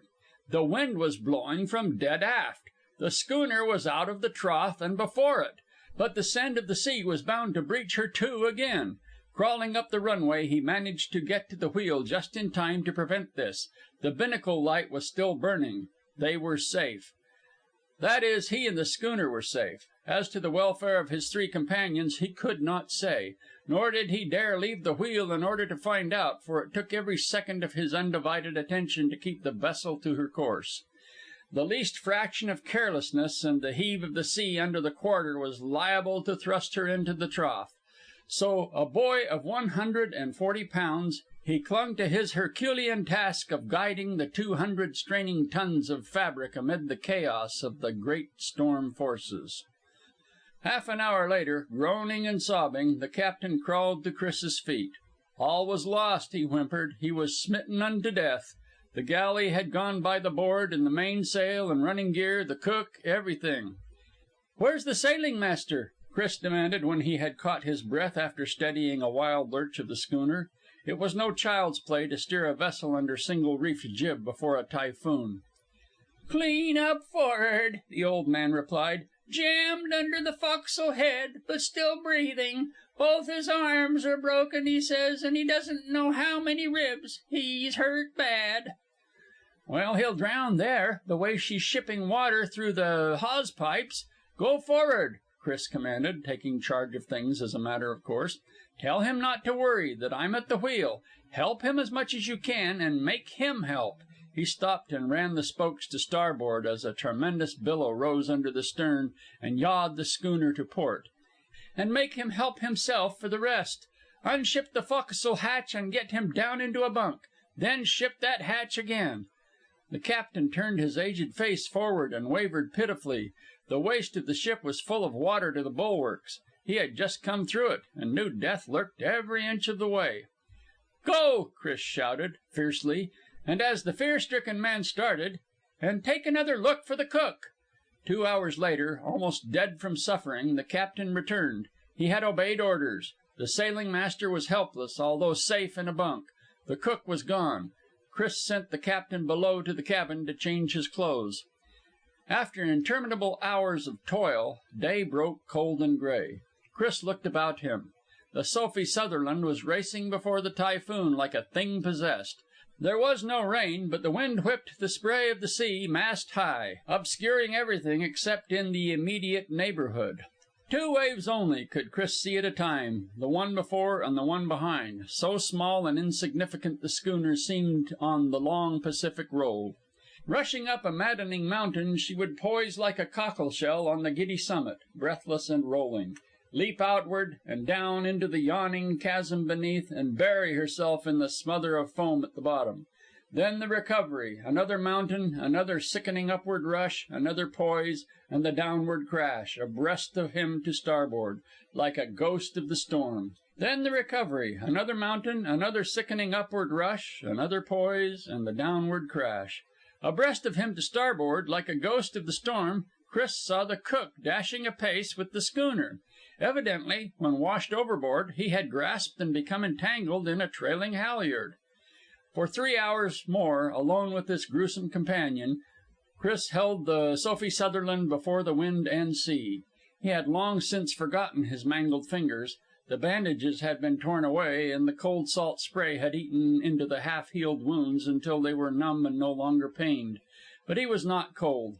The terrific labor of steering forced the perspiration from every pore, yet he was faint and weak with hunger and exhaustion, and hailed with delight the advent on deck of the captain, who fed him all of a pound of cake chocolate.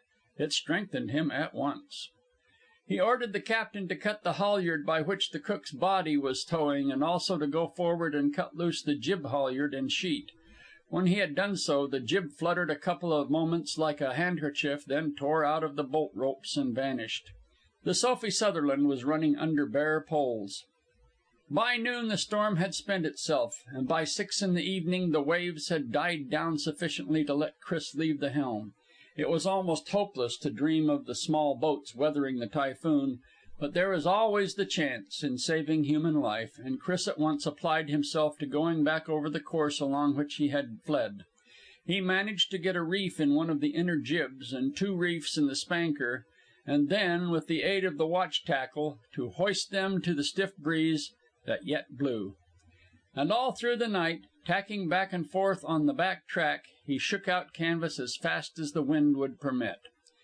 The injured sailing master had turned delirious, and between tending him and lending a hand with the ship, Chris kept the captain busy.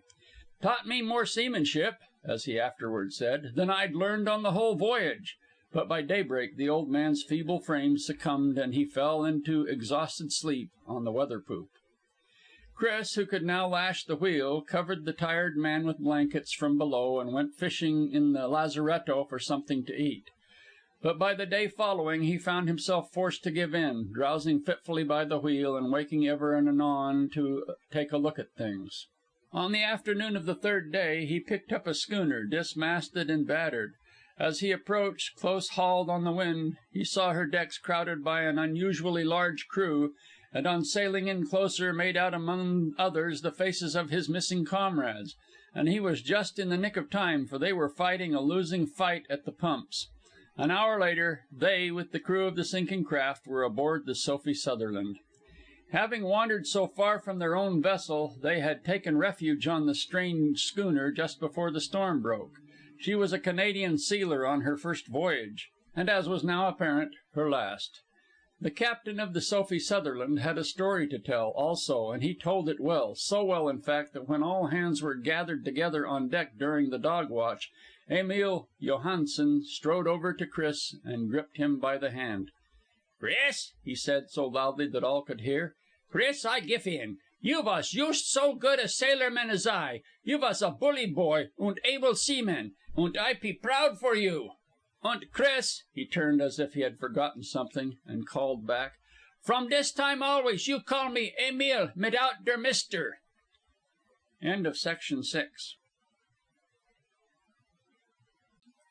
Section 7. To repel boarders. No, honest now, Bob, I'm sure I was born too late. The 20th century's no place for me. If I had my way. "You'd have been born in the 16th," I broke in, laughing, "with Drake and Hawkins and Raleigh and the rest of the sea kings." "You're right," Bob affirmed. He rolled over upon his back on the little afterdeck with a long sigh of dissatisfaction. It was a little past midnight, and with the wind nearly astern, we were running lower down San Francisco Bay to Bay Farm Island. Paul Fairfax and I went to the same school, lived next door to each other, and chummed it together. By saving money, by earning more, and by each of us foregoing a bicycle on his birthday, we had collected the purchase price of the Mist, a beamy 28-footer, sloop-rigged, with baby topsail and centerboard.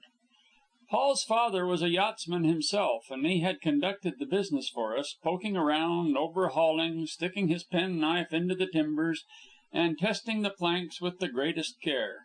In fact, it was on his schooner, the Whim, that Paul and I had picked up what we knew about boat sailing, and now that the Mist was ours, we were hard at work adding to our knowledge.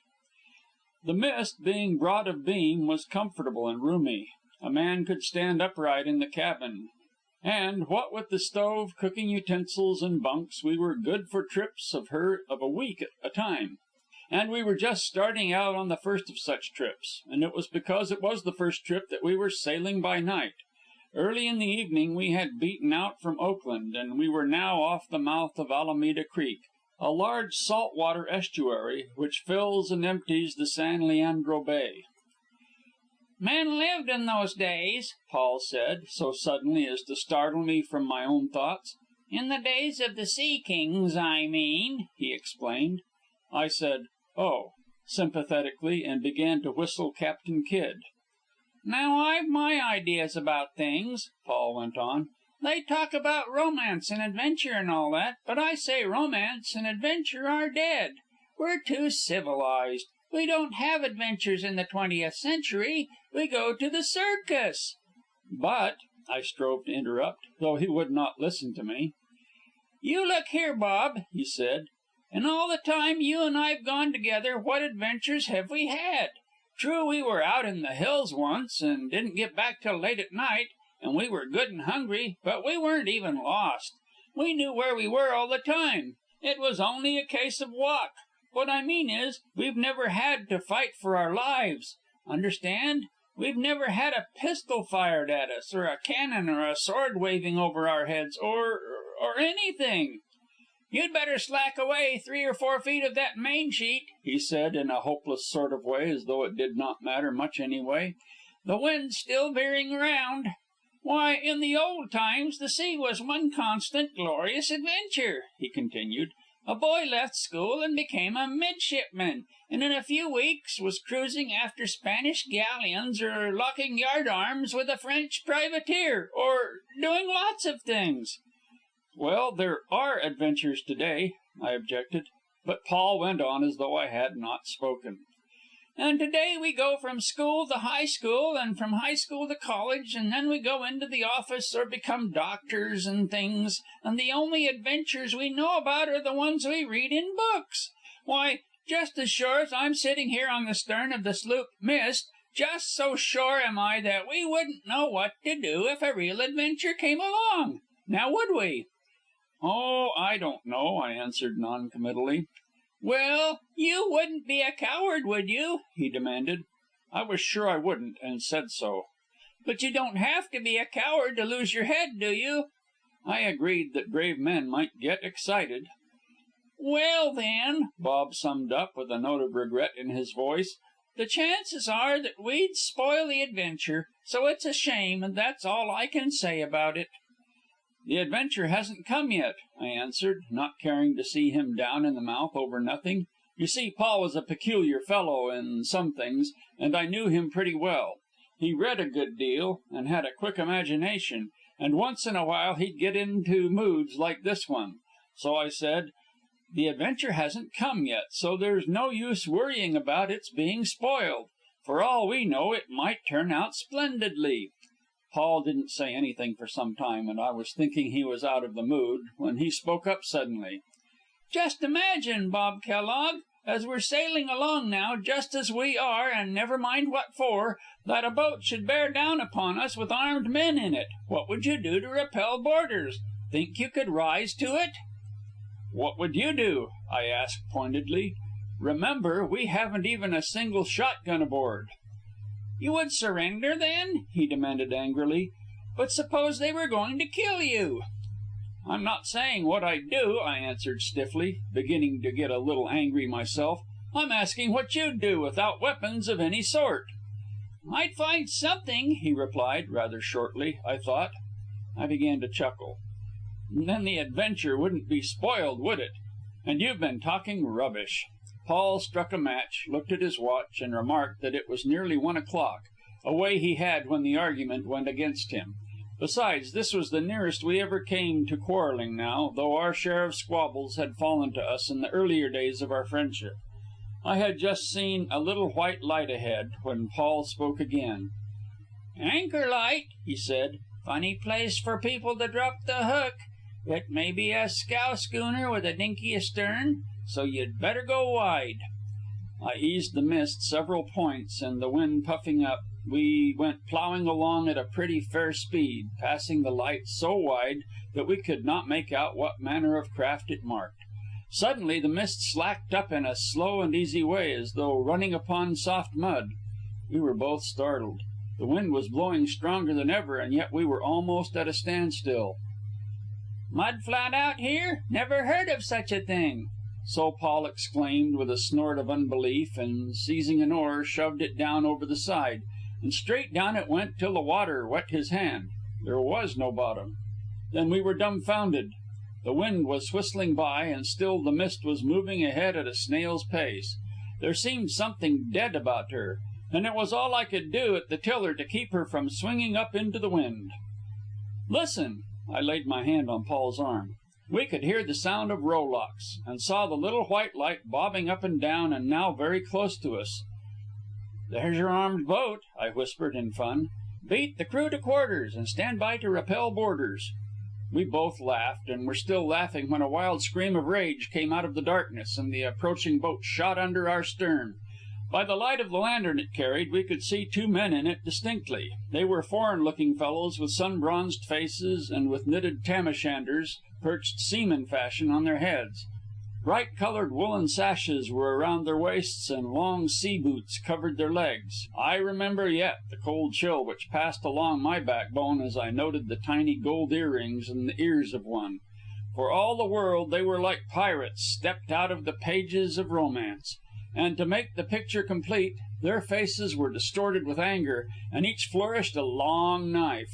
They were both shouting in high-pitched voices, some foreign jargon we could not understand.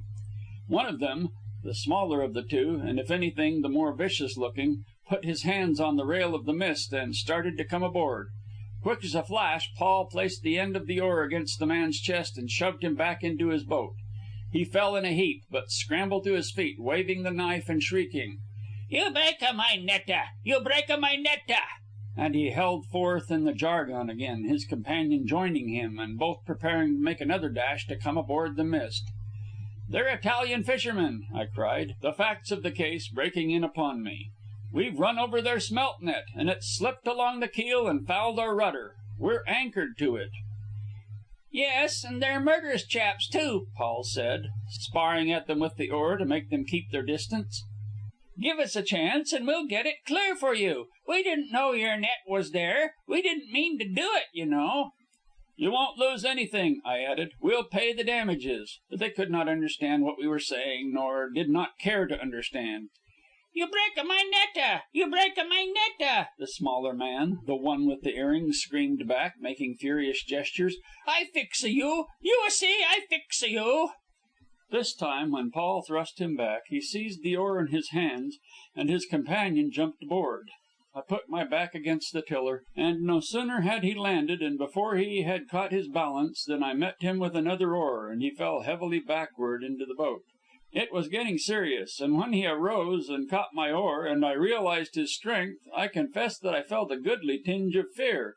But though he was stronger than I, instead of dragging me overboard when he wrenched on the oar, he merely pulled his boat in closer, and when I shoved, the boat was forced away. Besides, the knife, still in his right hand, made him awkward, and somewhat counterbalanced the advantage his superior strength gave him. Paul and his enemy were in the same situation, a sort of a deadlock, which continued for several seconds, but which could not last. Several times I shouted that we would pay for whatever damage their net had suffered, but my words seemed to be without effect. Then my man began to tuck the oar under his arm and to come up along it slowly, hand over hand. The small man did the same with Paul. Moment by moment they came closer and closer, and we knew that the end was only a question of time. "Hard up, Bob!" Paul called softly to me. I gave him a quick glance, and caught an instant's glimpse of what I took to be a very pale face and a very set jaw.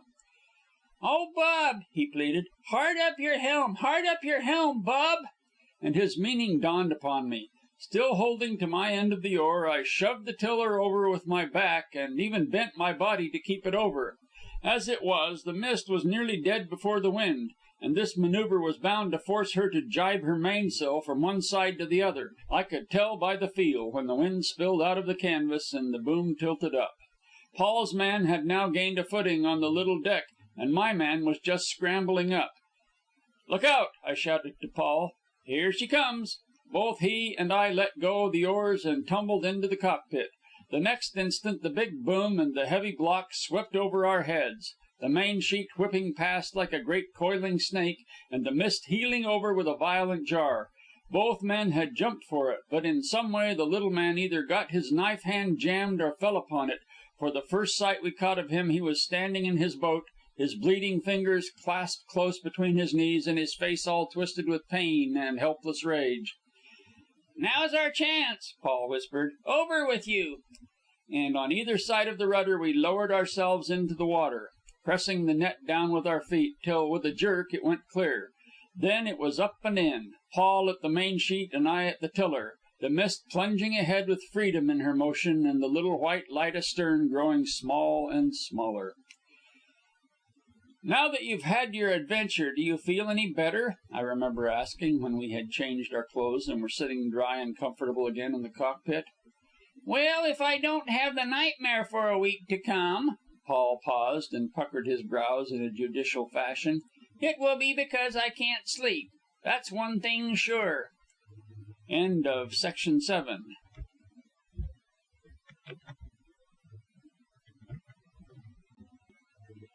Section 8. An Adventure in the Upper Sea. I am a retired captain of the Upper Sea.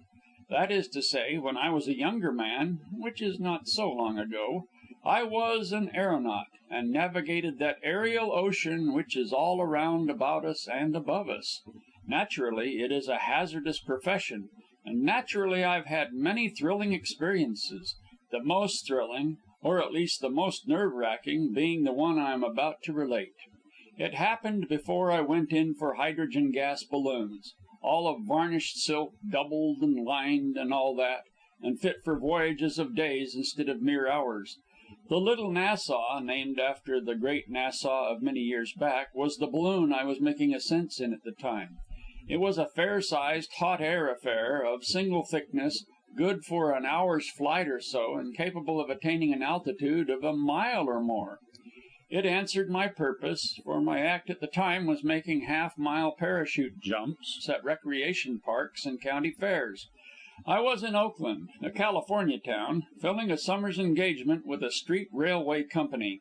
The company owned a large park outside the city, and of course it was to its interest to provide attractions which would send the townspeople over its line when they went out to get a whiff of country air. My contract called for 2 ascensions weekly, and my act was an especially taking feature, for it was on my days that the largest crowds were drawn. Before you can understand what happened, I must first explain a bit about the nature of the hot air balloon which is used for parachute jumping. If you have ever witnessed such a jump, you will remember that directly the parachute was cut loose, the balloon turned upside down, emptied itself of its smoke and heated air, flattened out, and fell straight down, beating the parachute to the ground. Thus there is no chasing a big deserted bag for miles and miles across the country, and much time as well as trouble is thereby saved. This maneuver is accomplished by attaching a weight at the end of a long rope to the top of the balloon. The aeronaut, with his parachute and trapeze, hangs to the bottom of the balloon, and, weighing more, keeps it right side down.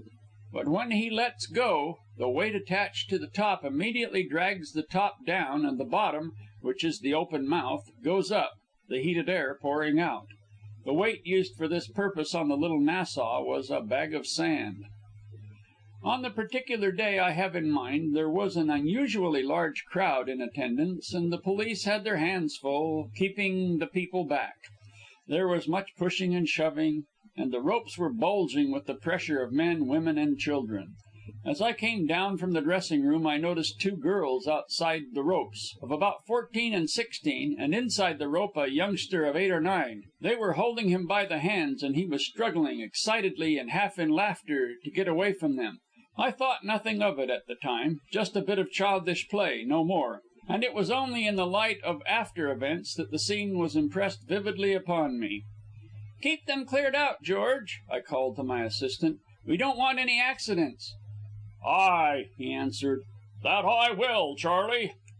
George Guppy had helped me in no end of a sense, and because of his coolness, judgment, and absolute reliability, I had come to trust my life in his hands with the utmost confidence. His business it was to overlook the inflating of the balloon and to see that everything about the parachute was in perfect working order. The little Nassau was already filled and straining at the guys. The parachute lay flat along the ground, and beyond it the trapeze. I tossed aside my overcoat, took my position, and gave the signal to let go. As you know, the first push upward from the earth is very sudden, and this time the balloon, when it first caught the wind, heeled violently over and was longer than usual in righting. I looked down at the old familiar sight of the world rushing away from me, and there were the thousands of people, every face silently upturned. And the silence startled me, for as crowds went, this was the time for them to catch their first breath and send up a roar of applause. But there was no hand clapping, whistling, cheering, only silence. And instead, clear as a bell and distinct without the slightest shake or quaver, came George's voice through the megaphone. "Ride her down, Charlie! Ride the balloon down!" What had happened? I waved my hand to show that I had heard, and began to think. Had something gone wrong with the parachute? Why should I ride the balloon down instead of making the jump which thousands were waiting to see? What was the matter? And as I puzzled, I received another start. The earth was 1,000 feet beneath, and yet I heard a child crying softly and seemingly very close to hand. And though the little Nassau was shooting skyward like a rocket, the crying did not grow fainter and die away. I confess I was almost on the edge of a funk when, unconsciously following up the noise with my eyes, I looked above me and saw a boy astride the sandbag which was to bring the little Nassau to earth. And it was the same little boy I had seen struggling with the 2 girls, his sisters, as I afterward learned. There he was, astride the sandbag and holding on to the rope for dear life. A puff of wind heeled the balloon slightly, and he swung out into space for 10 or a dozen feet, and back again, fetching up against the tight canvas with a thud which even shook me 30 feet or more beneath. I thought to see him dashed loose, but he clung on and whimpered. They told me afterward how, at the moment they were casting off the balloon, the little fellow had torn away from his sisters, ducked under the rope, and deliberately jumped astride the sandbag. It has always been a wonder to me that he was not jerked off in the first rush. Well, I felt sick all over as I looked at him there, and I understood why the balloon had taken longer to right itself, and why George had called after me to ride her down. Should I cut loose with the parachute, the bag would at once turn upside down, empty itself, and begin its swift descent. The only hope lay in my riding her down and in the boy holding on. There was no possible way for me to reach him. No man could climb the slim, closed parachute, and even if a man could and made the mouth of the balloon, what could he do? Straight out and 15 feet away trailed the boy on his ticklish perch, and those 15 feet were empty space. I thought far more quickly than it takes to tell all this, and realized on the instant that the boy's attention must be called away from his terrible danger. Exercising all the self-control I possessed, and striving to make myself very calm, I said cheerily, "Hello up there! Who are you?" He looked down at me, choking back his tears, and brightened up. But just then the balloon ran into a cross current, turned half around, and lay over. This set him swinging back and forth, and he fetched the canvas another bump. Then he began to cry again. "Isn't it great?" I asked heartily, as though it was the most enjoyable thing in the world, and without waiting for him to answer, "What's your name?" "Tommy Dermott," he answered. "Glad to know your acquaintance, Tommy Dermott," I went on. "But I'd like to know who said you could ride up with me." He laughed and said he just thought he'd ride up for the fun of it. And so we went on, I sick with fear for him and cudgeling my brains to keep up the conversation. I knew that it was all I could do, and that his life depended upon my ability to keep his mind off his danger. I pointed out to him the great panorama spreading away to the horizon and 4,000 feet beneath us. There lay San Francisco Bay like a great placid lake. The haze of smoke over the city, the Golden Gate, the ocean fog rim beyond, and Mount Tamalpais over all, clear-cut and sharp against the sky. Directly below us I could see a buggy apparently crawling, but I knew from experience that the men in it were lashing the horses on our trail. But he grew tired of looking around, and I could see he was beginning to get frightened. "How would you like to go in for the business?" I asked. He cheered up at once and asked, "Do you get good pay?" But the little Nassau, beginning to cool, had started on its long descent, and ran into counter-currents which bobbed it roughly about. This swung the boy around pretty lively, smashing him into the bag once quite severely. His lip began to tremble at this, and he was crying again.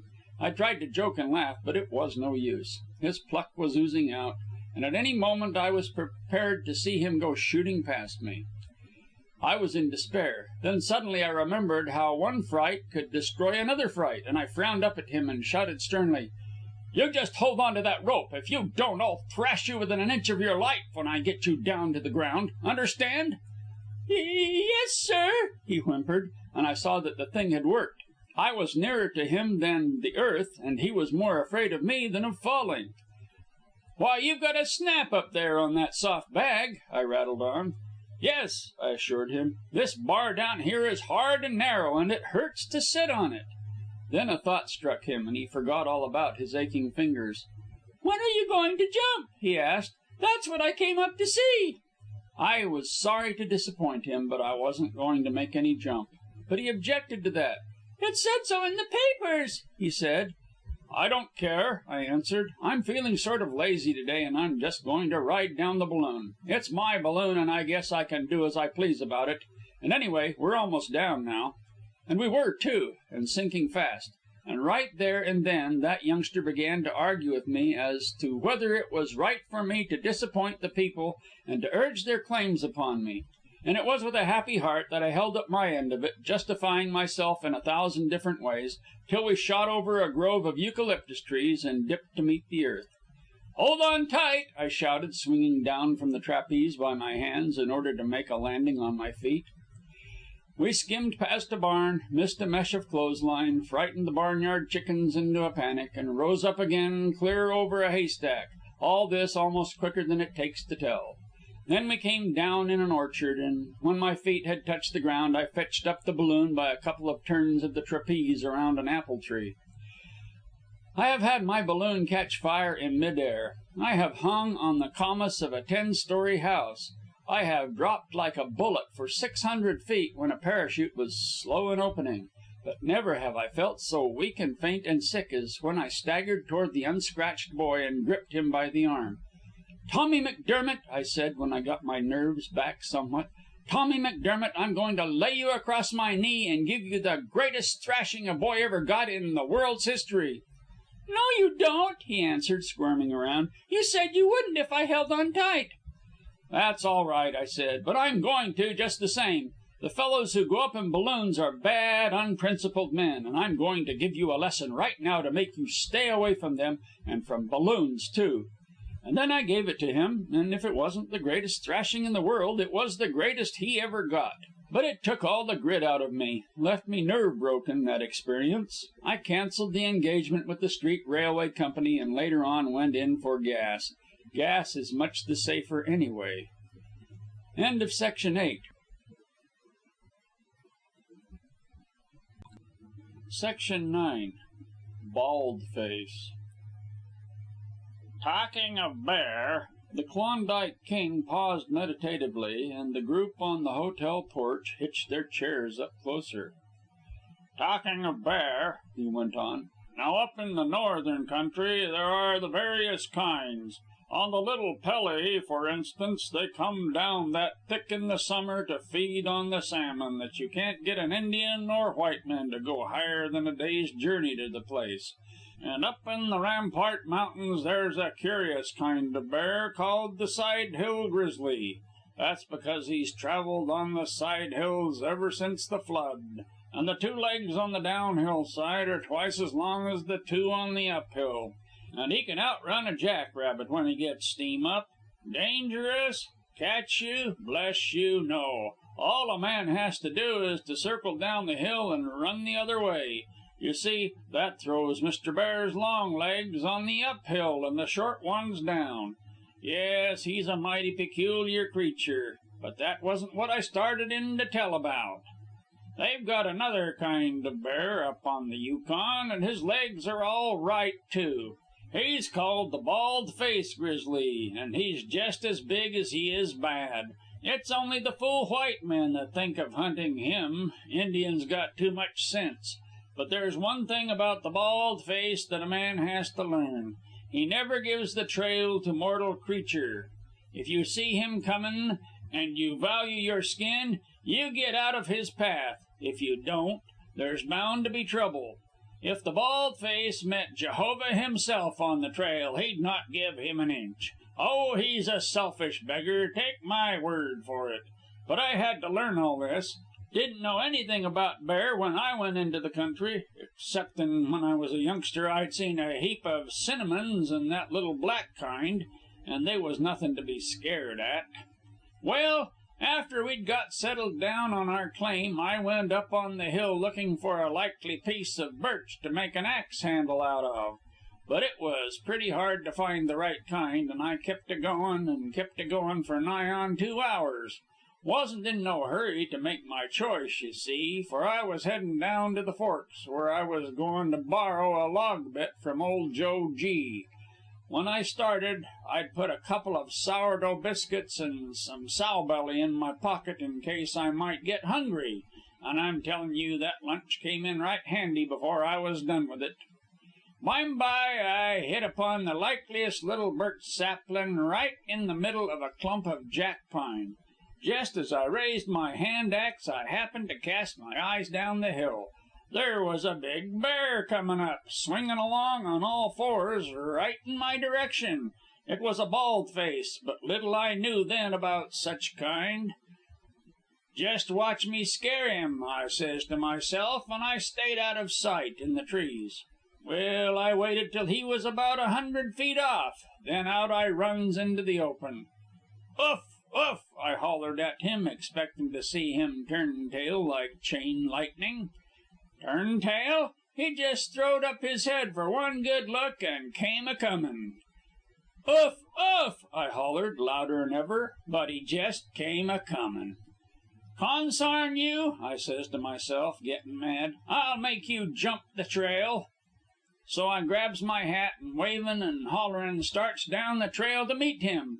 A big sugar pine had gone down in a windfall and lay about breast high. I stops just behind it, old bald face comin' all the time. It was just then that fear came to me. I yelled like a Comanche Indian as he raised up to come over the log, and fired my hat full in his face. Then I lit out.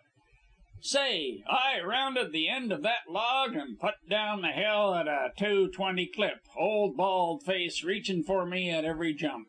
At the bottom was a broad open flat, quarter of a mile to timber and full of niggerheads. I knew if ever I slipped I was a goner.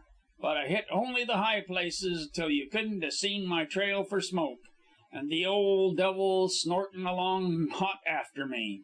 Midway across he reached for me, just strikin' the heel of my moccasin with his claw. Tell you I was doin' some tall thinkin' just then. I knew he had the wind of me, and I could never make the brush, so I pulled my little lunch out of my pocket and dropped it on the fly. Never looked back till I hit the timber, and then he was mouthin' the biscuits in a way which wasn't nice to see, considerin' how close he'd been to me.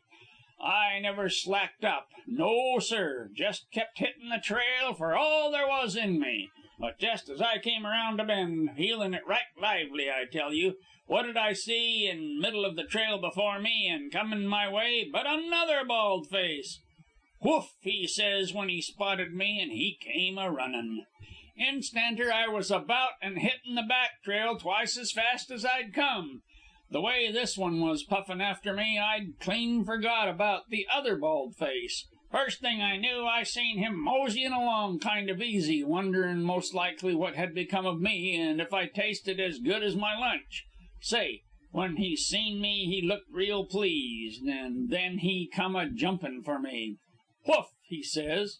Whoof, says the one behind me. Bang I goes, slap off the trail sideways, a plungin' and a clawin' through the brush like a wild man. By this time I was clean crazed, thought the whole country was full of bald faces. Next thing I knows, whop, I comes up against something in a tangle of wild blackberry bushes.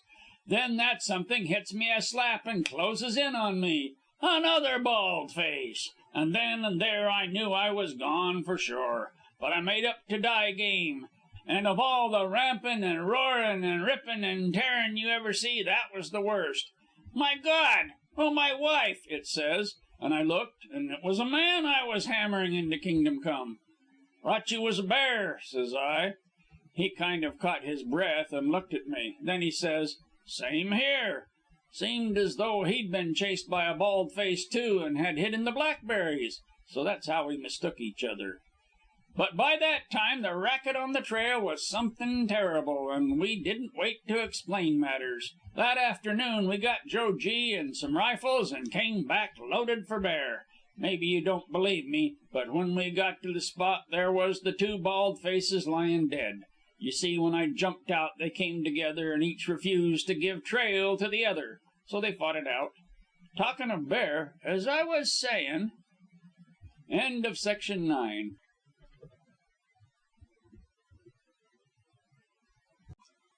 Section 10. In Yedo Bay. Somewhere along Theater Street he had lost it. He remembered being hustled somewhat roughly on the bridge over one of the canals that crossed the busy thoroughfare. Possibly some slant-eyed, light-fingered pickpocket was even then enjoying the 50-odd yen his purse had contained. And then again, he thought, he might have lost it himself, just lost it carelessly. Hopelessly, and for the 20th time, he searched in all his pockets for the missing purse. It was not there. His hand lingered in his empty hip pocket, and he woefully regarded the voluble and vociferous restaurant keeper, who insanely clamored, 25 sen. You pay now. 25 sen. "But my purse," the boy said. "I tell you I've lost it somewhere." Whereupon the restaurant keeper lifted his arms indignantly and shrieked, 25 sen. 25 sen. You pay now. Quite a crowd had collected, and it was growing embarrassing for Alf Davis. It was so ridiculous and petty, Alf thought. Such a disturbance about nothing. And, decidedly, he must be doing something. Thoughts of diving wildly through that forest of legs and of striking out at whomsoever opposed him flashed through his mind, but as though divining his purpose, one of the waiters, a short and chunky chap with an evil-looking cast in one eye, seized him by the arm. You pay now, 25 sen," yelled the proprietor, hoarse with rage. Alf was red in the face, too, from mortification, but he resolutely set out on another exploration. He had given up the purse, pinning his last hope on stray coins. In the little change pocket of his coat he found a 10-sen piece and 5 copper sen, and remembering having recently missed a 10-sen piece, he cut the seam of the pocket and resurrected the coin from the depths of the lining. 25 sen he held in his hand, the sum required to pay for the supper he had eaten. He turned them over to the proprietor, who counted them, grew suddenly calm, and bowed obsequiously. In fact, the whole crowd bowed obsequiously and melted away. Alf Davis was a young sailor, just turned 16, on board the Annie Mine, an American sailing schooner, which had run into Yokohama to ship its season's catch of skins to London. And in this, his second trip ashore, he was beginning to snatch his first puzzling glimpses of the Oriental mind. He laughed when the bowing and kowtowing was over, and turned on his heel to confront another problem. How was he to get aboard ship? It was 11 o'clock at night, and there would be no ship's boats ashore, while the outlook for hiring a native boatman, with nothing but empty pockets to draw upon, was not particularly inviting. Keeping a sharp lookout for shipmates, he went down to the pier. At Yokohama there are no long lines of wharves. The shipping lies out at anchor, enabling a few hundred of the short-legged people to make a livelihood by carrying passengers to and from the shore. A dozen sampan men and boys hailed Alf and offered their services. He selected the most favourable-looking one, an old and beneficent-appearing man with a withered leg. Alf stepped into his sampan and sat down. It was quite dark, and he could not see what the old fellow was doing, though he evidently was doing nothing about shoving off and getting under way. At last he limped over and peered into Alf's face. 10 sen," he said. "Yes, I know, 10 sen," Alf answered carelessly. "But hurry up. American schooner." 10 sen. You pay now," the old fellow insisted. Alf felt himself grow hot all over at the hateful words, "pay now." "You take me to American schooner, then I pay," he said. But the man stood up patiently before him, held out his hand, and said, 10 sen. You pay now." Alf tried to explain. He had no money. He had lost his purse. But he would pay. As soon as he got aboard the American schooner, then he would pay. No, he would not even go aboard the American schooner. He would call to his shipmates, and they would give the sampan man the 10 sen first. After that he would go aboard. So it was all right, of course. To all of which the beneficent-appearing old man replied, "You pay now, 10 sen." And to make matters worse, the other sampan men squatted on the pier steps, listening. Alf, chagrined and angry, stood up to step ashore. But the old fellow laid a detaining hand upon his sleeve. "You give short now. I take you American schooner," he proposed. Then it was that all of Alf's American independence flamed up in his breast. The Anglo-Saxon has a born dislike of being imposed upon, and to Alf this was sheer robbery. 10 sen was equivalent to 6 American cents, while his shirt, which was of good quality and was new, had cost him $2.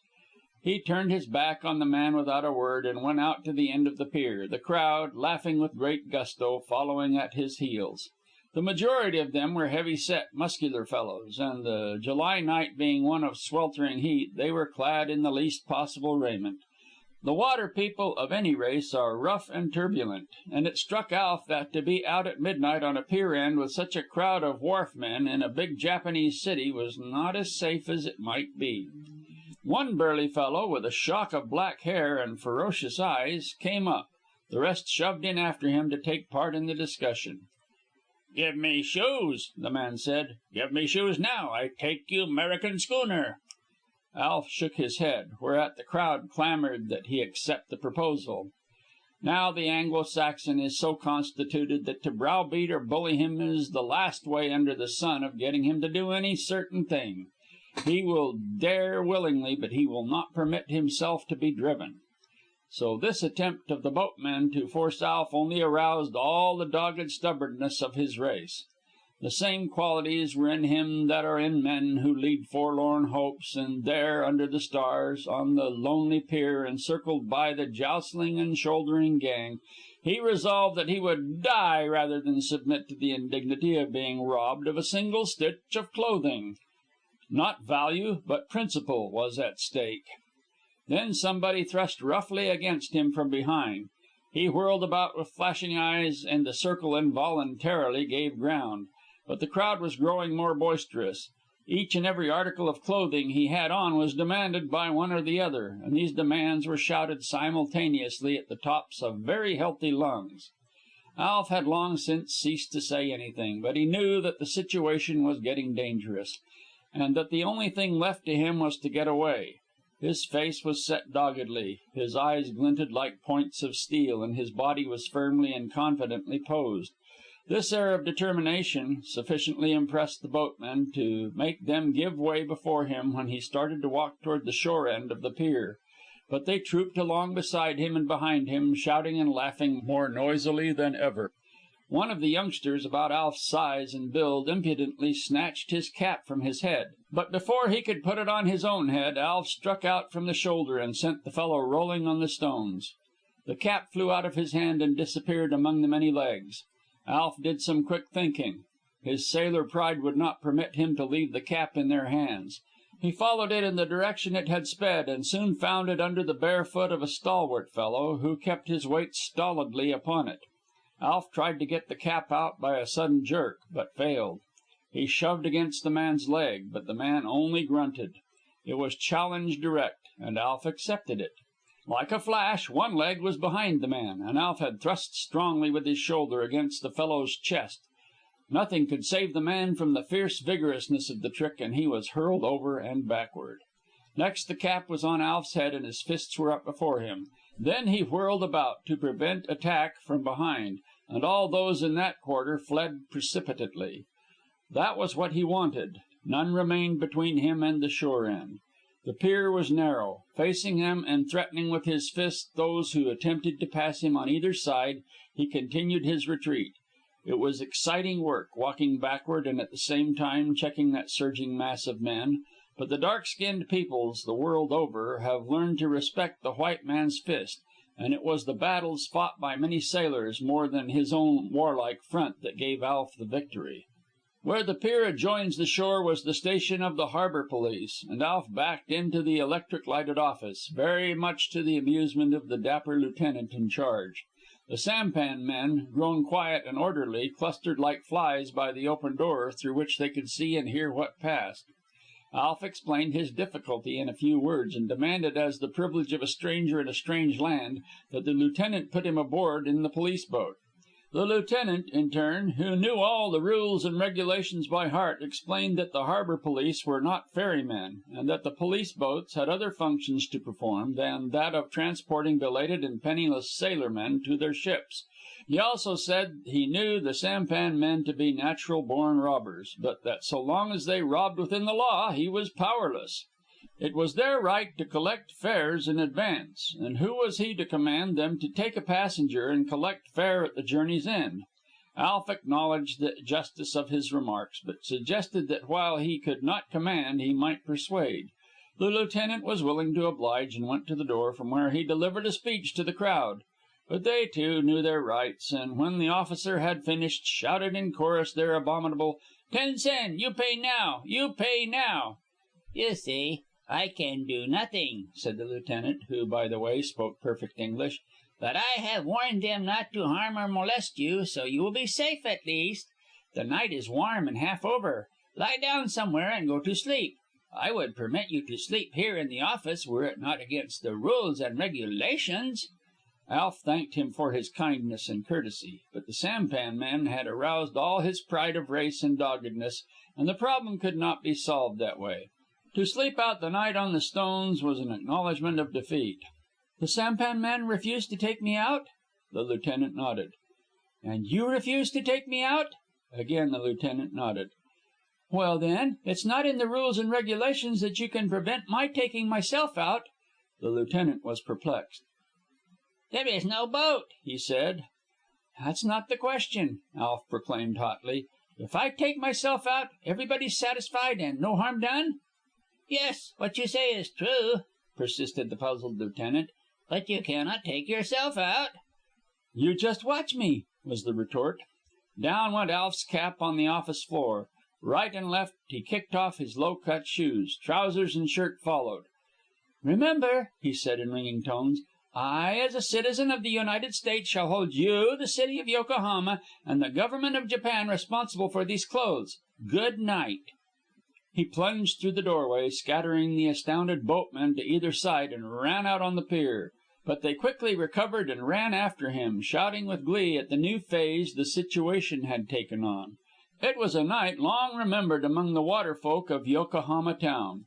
Straight to the end Alf ran, and without pause dived off cleanly and neatly into the water. He struck out with a lusty single overhand stroke till curiosity prompted him to wait for a moment. Out of the darkness, from where the pier should be, voices were calling to him. He turned on his back, floated, and listened. All right," he could distinguish from the babble. "No pay now. Pay bime-by. Come back now. Pay bime-by." "No, thank you," he called back. "No pay at all. Good night." Then he faced about in order to locate the Annie Mine. She was fully a mile away, and in the darkness it was no easy task to get her bearings. First he settled upon a blaze of lights which he knew nothing but a man of war could make. That must be the United States warship Lancaster. Somewhere to the left and beyond should be the Annie Mine, but to the left he made out three lights close together. That could not be the schooner. For the moment he was confused. He rolled over on his back and shut his eyes, striving to construct a mental picture of the harbor as he had seen it in daytime. With a snort of satisfaction he rolled back again. The three lights evidently belonged to the big English tramp steamer. Therefore, the schooner must lie somewhere in between the three lights and the Lancaster. He gazed long and steadily, and there, very dim and low, but at the point expected, burned a single light, the anchor light of the Annie Mine. And it was a fine swim under the starshine. The air was warm as the water, and the water was warm as tepid milk. The good salt taste of it was in his mouth. The tingling of it along his limbs and the steady beat of his heart, heavy and strong, made him glad for living. But beyond being glorious, the swim was uneventful. On the right hand he passed the many lighted Lancaster, on the left hand the English tramp, and ere long the Annie Mine loomed large above him. He grasped the hanging rope ladder and drew himself noiselessly on deck. There was no one in sight. He saw a light in the galley and knew that the captain's son, who kept the lonely anchor watch, was making coffee. Alf went forward to the forecastle. The men were snoring in their bunks, and in that confined space the heat seemed to him insufferable. So he put on a thin cotton shirt and a pair of dungaree trousers, tucked blanket and pillow under his arm, and went up on deck and out on the forecastle head. Hardly had he begun to doze when he was roused by a boat coming alongside and hailing the anchor watch. It was the police boat, and to Alf it was given to enjoy the excited conversation that ensued. Yes, the captain's son recognized the clothes. They belonged to Alf Davis, one of the seamen. What had happened? No, Alf Davis had not come aboard. He was ashore. He was not ashore? Then he must be drowned. Here both the lieutenant and the captain's son talked at the same time, and Alf could make out nothing. Then he heard them come forward and rouse out the crew. The crew grumbled sleepily and said that Alf Davis was not in the forecastle.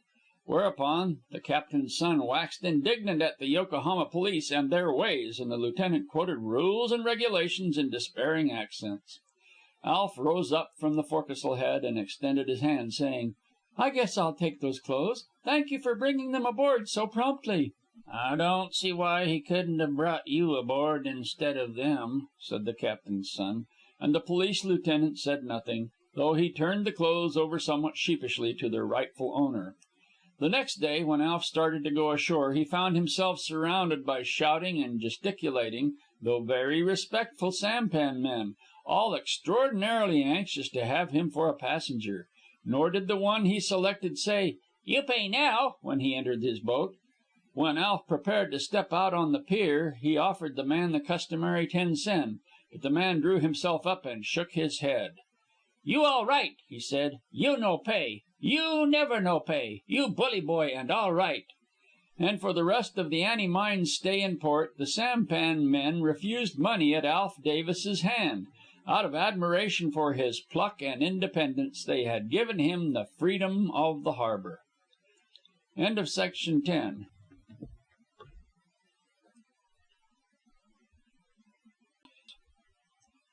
Section 11. Whose business is to live. Stanton Davies and Jim Wemple ceased from their talk to listen to an increase of uproar in the street. A volley of stones thrummed and boomed the wire mosquito nettings that protected the windows. It was a hot night, and the sweat of the heat stood on their faces as they listened. Arose the incoherent clamor of the mob, punctuated by individual cries in Mexican Spanish. Least terrible among the obscene threats were, "Death to the gringos!" "Kill the American pigs!" "Drown the American dogs in the sea!" Stanton Davies and Jim Wemple shrugged their shoulders patiently to each other, and resumed their conversation, talking louder in order to make themselves heard above the uproar. "The question is, how?" Wemple said. "It's 47 miles to Panuco by river." "And the land's impossible, with Zaragossa's and Villa's men on the loot and maybe fraternizing," Davies agreed. Wemple nodded and continued. "And she's at the East Coast Magnolia, 2 miles beyond, if she isn't back at the hunting camp. We've got to get her." "We've played pretty square in this matter, Wemple," Davies said. "And we might as well speak up and acknowledge what each of us knows the other knows. You want her. I want her." Wemple lighted a cigarette and nodded. "And now's the time when it's up to us to make a show as if we didn't want her, and that all we want is just to save her and get her down here." "And a truce until we do save her. I get you," Wemple affirmed. "A truce until we get her safe and sound back here in Tampico, or aboard a battleship. After that?" Both men shrugged shoulders and beamed on each other as their hands met in ratification. Fresh volleys of stones thrummed against the wire screen windows. A boy's voice rose shrilly above the clamor, proclaiming death to the gringos, and the house reverberated to the heavy crash of some battering ram against the street door downstairs. Both men, snatching up automatic rifles, ran down to where their fire could command the threatened door. "If they break in, we've got to let them have it," Wemple said. Davies nodded quiet agreement, then inconsistently burst out with a lurid string of oaths. "To think of it!" he explained his wrath. "1 out of 3 of those curs outside has worked for you or me, lean-bellied, barefooted, poverty-stricken, glad for 10 centavos a day if they could only get work. And we've given them steady jobs and 150 centavos a day, and here they are yelling for our blood." "Only the half-breeds," Davies corrected. "You know what I mean," Wemple replied. "The only peons we've lost are those that have been run off or shot." The attack on the door ceasing, they returned upstairs. Half a dozen scattered shots from farther along the street seemed to draw away the mob, for the neighborhood became comparatively quiet. A whistle came to them through the open windows, and a man's voice calling. "Wemple, open the door. It's Habert. Want to talk to you." Wemple went down, returning in several minutes with a tidily paunched, well-built, gray-haired American of 50. He shook hands with Davies and flung himself into a chair, breathing heavily. He did not relinquish his clutch on the Colt's .44 automatic pistol, although he immediately addressed himself to the task of fishing a filled clip of cartridges from the pocket of his linen coat. He had arrived hatless and breathless, and the blood from a stone cut on the cheek oozed down his face. He, too, in a fit of anger, springing to his feet when he had changed clips in his pistol, burst out with mouth-filling profanity. "They had an American flag in the dirt, stamping and spitting on it, and they told me to spit on it." Wemple and Davies regarded him with silent interrogation. "Oh, I know what you're wondering," he flared out. "Would I spit on it in the pinch? That's what's eating you. I'll answer, straight out, brass tacks, I would. Put that in your pipe and smoke it." He paused to help himself to a cigar from the box on the table and to light it with a steady and defiant hand. "Hell, I guess this neck of the woods knows Anthony Habert, and you can bank on it that it's never located his yellow streak. Sure, in the pinch I'd spit on Old Glory. What the hell do you think I'm going on the streets for on a night like this? Didn't I skin out of the Southern Hotel half an hour ago, where there are 40 buck Americans, not counting their women, and all armed? That was safety. What do you think I came here for? To rescue you?" His indignation lumped his throat into silence, and he seemed shaken as with an apoplexy. "Spit it out," Davies commanded dryly. "I'll tell you," Habert exploded. "It's Billy Boy. 50 miles up country and 20,000 throat-cutting Federals and rebels between him and me. Do you know what that boy'd do if he was here in Tampico and I was 50 miles up the Panuco? Well, I know, and I'm going to do the same. Go and get him." "We're figuring on going up," Wemple assured him.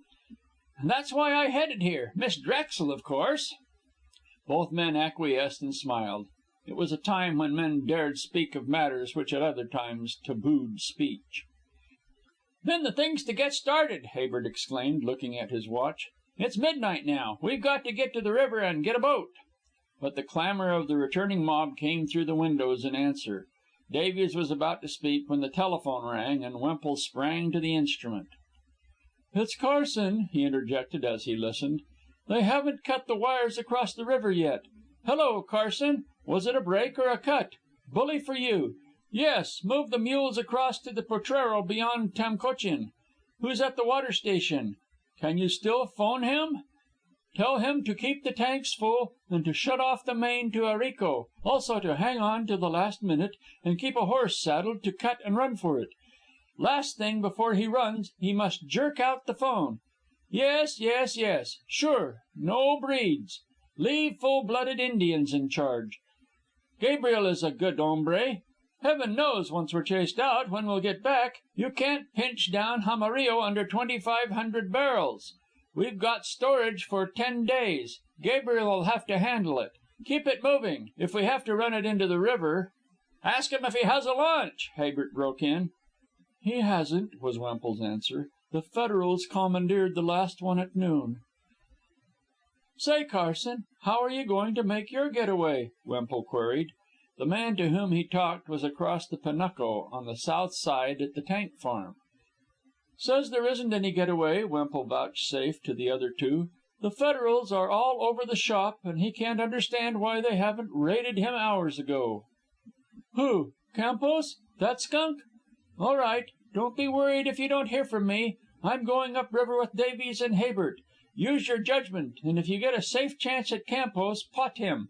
Oh, a hot time over here. They're battering our doors now. Yes, by all means. Good-bye, old man." Wemple lighted a cigarette and wiped his forehead. "You know Campos, Jose H. Campos," he volunteered. "The dirty curs stuck Carson up for 20,000 pesos. We had to pay, or he'd have compelled half our peons to enlist or set the wells on fire. And you know, Davies, what we've done for him in past years? Gratitude? Simple decency? Great Scott!" It was the night of April 21st. On the morning of the 21st, the American Marines and bluejackets had landed at Vera Cruz and seized the custom house and the city. Immediately the news was telegraphed. The vengeful Mexican mob had taken possession of the streets of Tampico and expressed its disapproval of action of the United States by tearing down American flags and crying death to the Americans. There was nothing save its own spinelessness to deter the mob from carrying out its threat.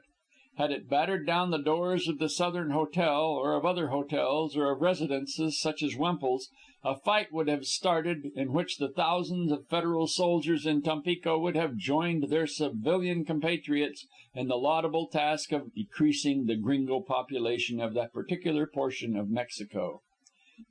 There should have been American warships to act as deterrents, but through some inexplicable excess of delicacy, or strategy, or heaven knows what, the United States, when it gave its orders to take Vera Cruz, had very carefully withdrawn its warships from Tampico to the open Gulf a dozen miles away.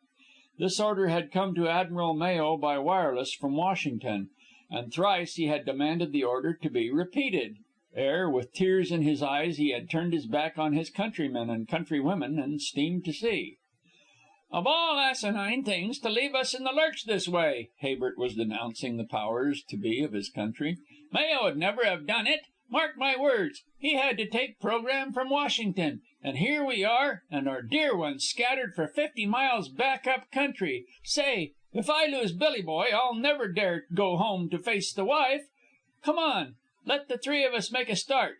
We can throw the fear of God into any gang on the streets." "Come on over and take a squint," Davis invited from where he stood somewhat back from the window, looking down into the street. It was gorged with rioters, all haranguing, cursing, crying out death, and urging one another to smash the doors, but each hanging back from the death he knew waited behind those doors for the first of the rush. "We can't break through a bunch like that, Habert," was Davies' comment. "And if we die under their feet, we'll be of little use to Billy Boy or anybody else up the Panuco," Wemple added. "And if..." A new movement of the mob caused him to break off. It was splitting before a slow and silent advance of a file of white-clad men. "Blue Jackets! Mayo's come back for us after all," Habert muttered. "Then we can get a Navy launch," Davies said. The bedlam of the mob died away, and in silence the sailors reached the street door and knocked for admittance. All three went down to open it, and to discover that the callers were not Americans, but two German lieutenants and half a dozen German Marines. At sight of the Americans, the rage of the mob rose again and was quelled by the grounding of the rifle butts of the Marines. "No, thank you." The senior lieutenant, in passable English, declined the invitation to enter. He unconcernedly kept his cigar alive at such times that the mob drowned his voice. "We are on the way back to our ship. Our commander conferred with the English and Dutch commanders, but they declined to cooperate, so our commander has undertaken the entire responsibility. We have been the round of the hotels. They are to hold their own until daybreak, then we'll take them off.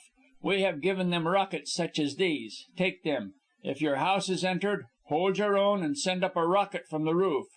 We can be here en force in 45 minutes. Steam is up in all our launches. Launch crews and Marines for shore duty are in the launches, and at the first rocket we shall start." "Since you are going aboard now, we should like to go with you," Davies said, after having rendered due thanks. The surprise and distaste on both lieutenants' faces was patent. "Oh, no," Davies laughed. "We don't want refuge. We have friends 50 miles upriver, and we want to get to the river in order to go up after them." The pleasure on the officers' faces was immediate, as they looked a silent conference at each other. "Since our commander has undertaken grave responsibility on a night like this, may we do less than take minor responsibility?" queried the elder. To this the younger heartily agreed. In a trice, upstairs and down again, equipped with extra ammunition, extra pistols, and a pocket-bulging supply of cigars, cigarettes, and matches, the three Americans were ready. Wemple called last instructions up the stairway to imaginary occupants being left behind, ascertained that the spring lock was on, and slammed the door. The officers led, followed by Americans, the rear brought up by the 6 Marines. And the spitting, howling mob, not daring to cast a stone, gave way before them. As they came alongside the gangway of the cruiser, they saw launches and barges lying in strings to the boat booms filled with men waiting for the rocket signal from the beleaguered hotels. A gun thundered from close at hand, upriver, followed by the thunder of numerous guns and reports of many rifles fired very rapidly. "Now what's the Topila whanging away at?" Herbert complained, then joined the others in gazing at the picture. A searchlight, evidently emanating from the Mexican gunboat, was stabbing the darkness to the middle of the river, where it played upon the water. And across the water, the center of the moving circle of light, flashed a long, lean speedboat. A shell burst in the air 100 feet astern of it. Somewhere outside the light, other shells were bursting in the water, for they saw the boat rocked by the waves from the explosives. They could guess the whizzing of the rifle bullets. But for only several minutes the spectacle lasted. Such was the speed of the boat that it gained shelter behind the German when the Mexican gunboat was compelled to cease fire. The speedboat slowed down, turned in a wide and heeling circle, and ranged up alongside the launch at the gangway. The lights from the gangway showed but one occupant, a tow-headed, greasy-faced, blond youth of 20, very lean, very calm, very much satisfied with himself. "If it ain't Peter Tonsberg!" Habert ejaculated, reaching out a hand to shake. "Howdy, Peter, howdy! And where in hell are you hell-bent for, surging by the Topila in such a scandalous fashion?" Peter, a Texas-born Swede of immigrant parents, filled with the old Texas traditions, greasily shook hands with Wemple and Davies as well, saying "howdy" as only the Texan-born can say it. "Me?" he answered Habert. "I ain't hell-bent nowhere exceptin' to get away from the shell fire. She's a caution, that Topila, huh? But I limbered 'em up some. I was goin' every inch of 25. They was like amateurs blazing away at canvasback." "Which chill is it?" Wemple asked. "Chill 2," Peter answered. "It's all that's left. Chill 1, a greaser, you know'm, Campos commandeered this noon. I was runnin' Chill 3 when they caught me at sundown, made me come in under their guns at the East Coast outfit, and fired me out on my neck.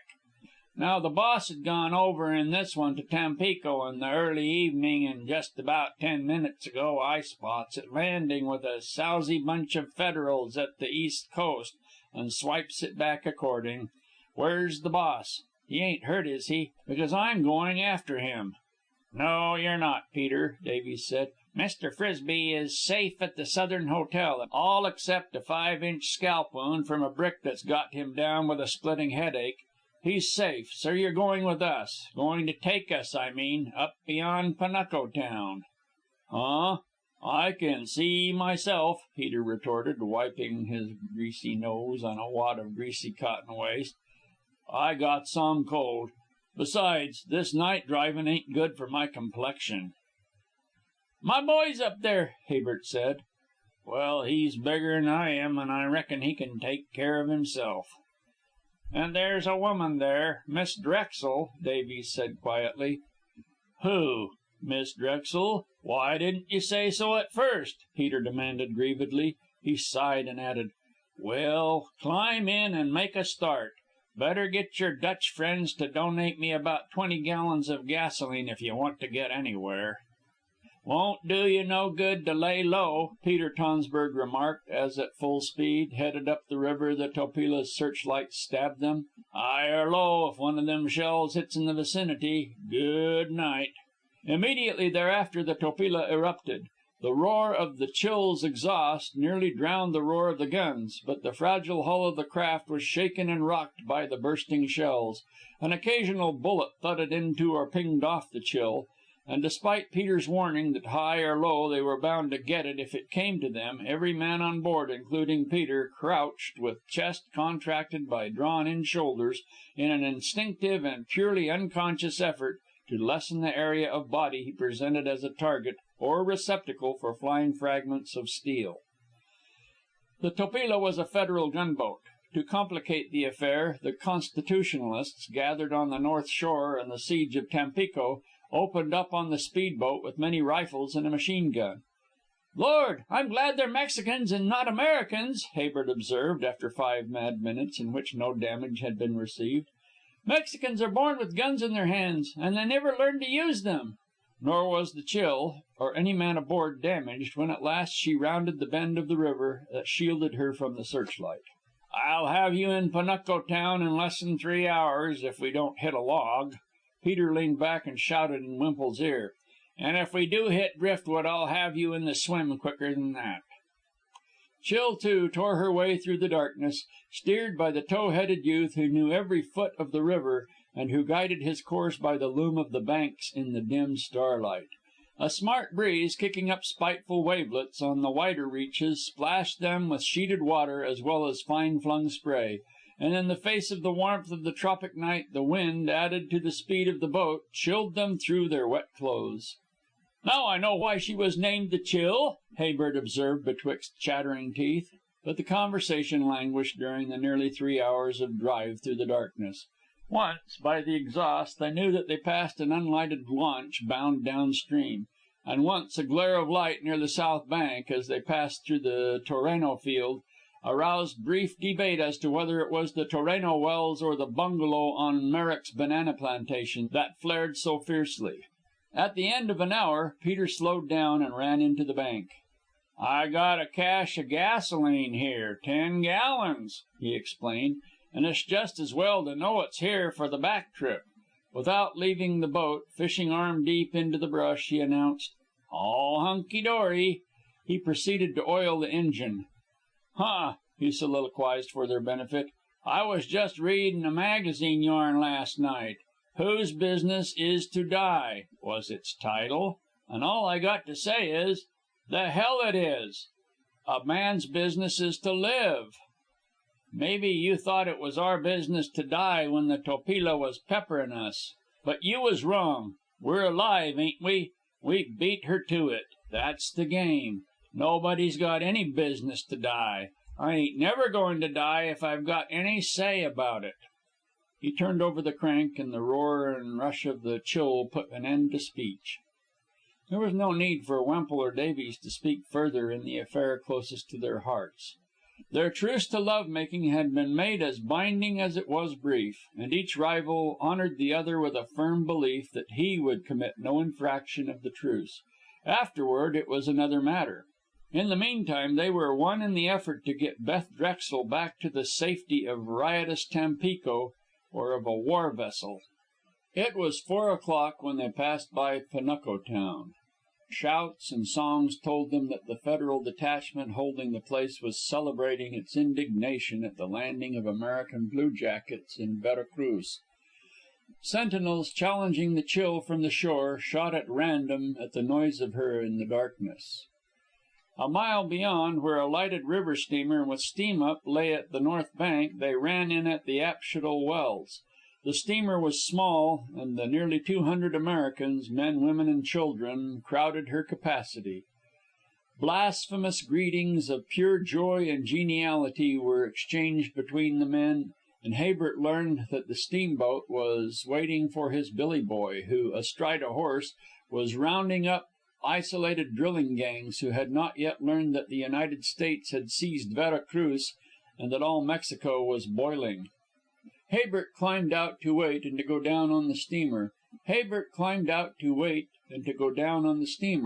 While the three that remained on the Chill, having learned that Miss Drexel was not with the refugees, headed for the Dutch Company on the south shore. This was the Big Gusher, pinched down from 185,000 daily barrels to the quantity the Company was able to handle.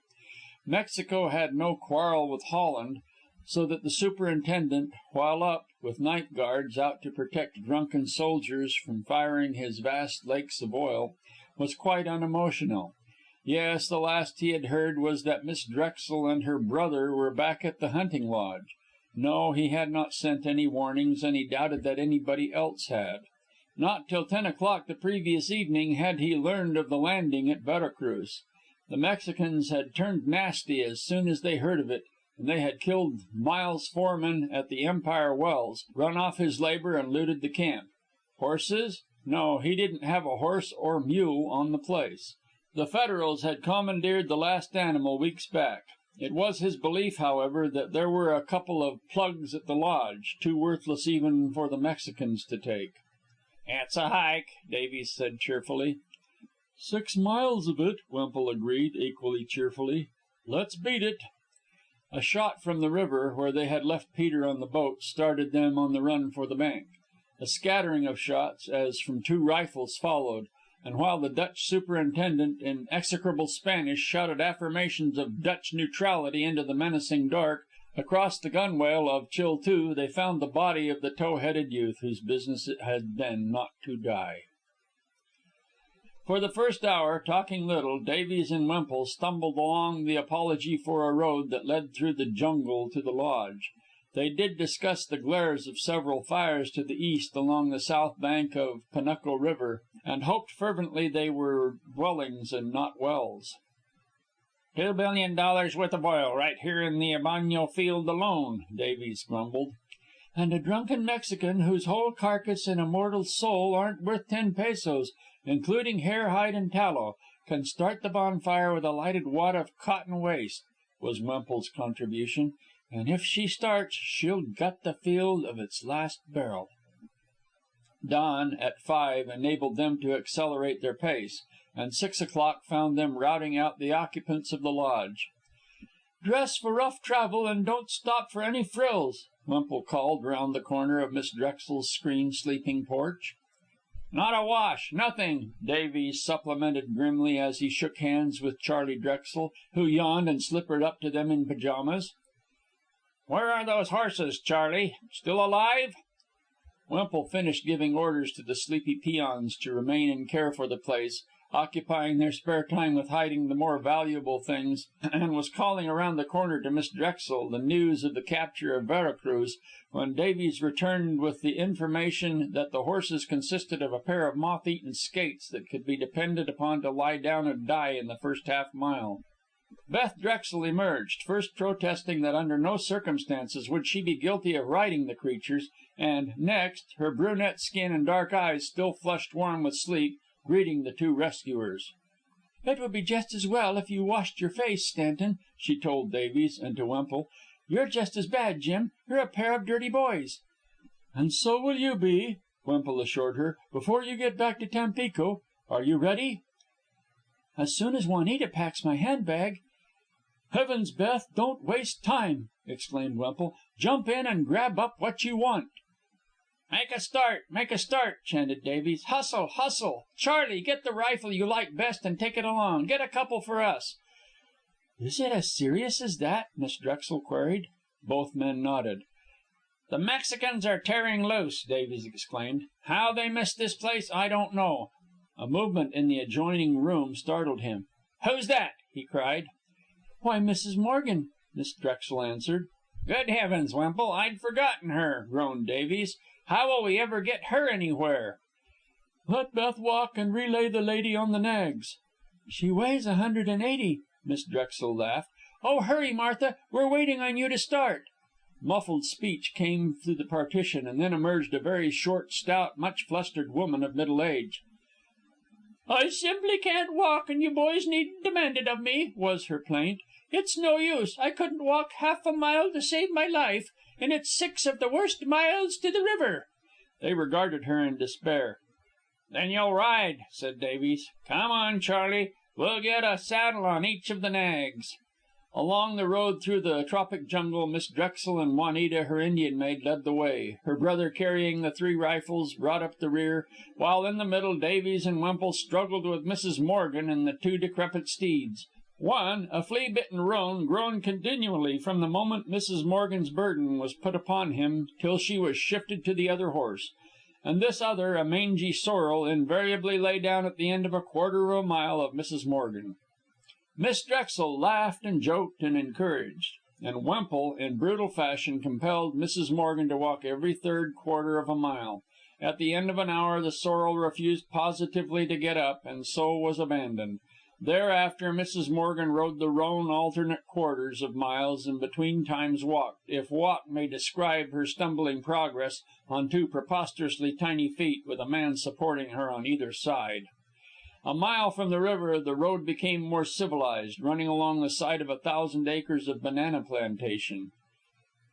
"They're slows," young Drexel said. "He'll lose a year's crop now on account of this mix-up." "Oh, look what I've found!" Miss Drexel called from the lead. "First machine that ever tackled this road," was young Drexel's judgment as they halted to stare at the tire tracks. "But look at the tracks," his sister urged. "The machine must have come right out of the bananas and climbed the bank." "Some machine to climb a bank like that," was Davies' comment.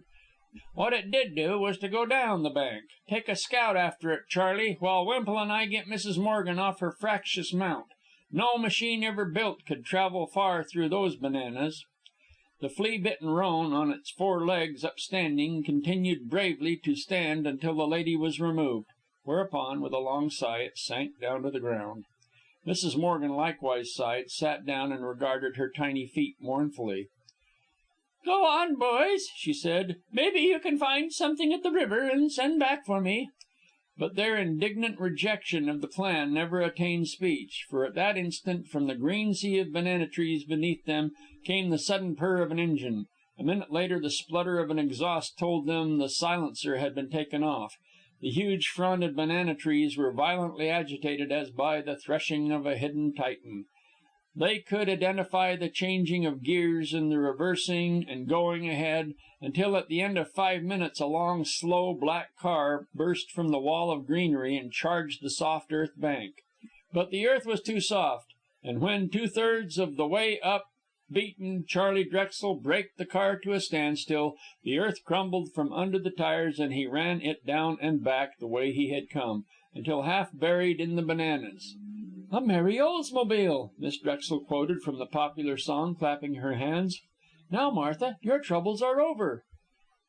"6-cylinder, and sounds as if it hadn't been out of the shop a week, or may I never ride in a machine again," Wemple remarked, looking to Davies for confirmation. Davies nodded. "It's Allison's. And, well, you know Allison. He told Campos to go too, and Campos, in revenge, commandeered his new car. That was 2 days ago, before we lifted a hand at Vera Cruz.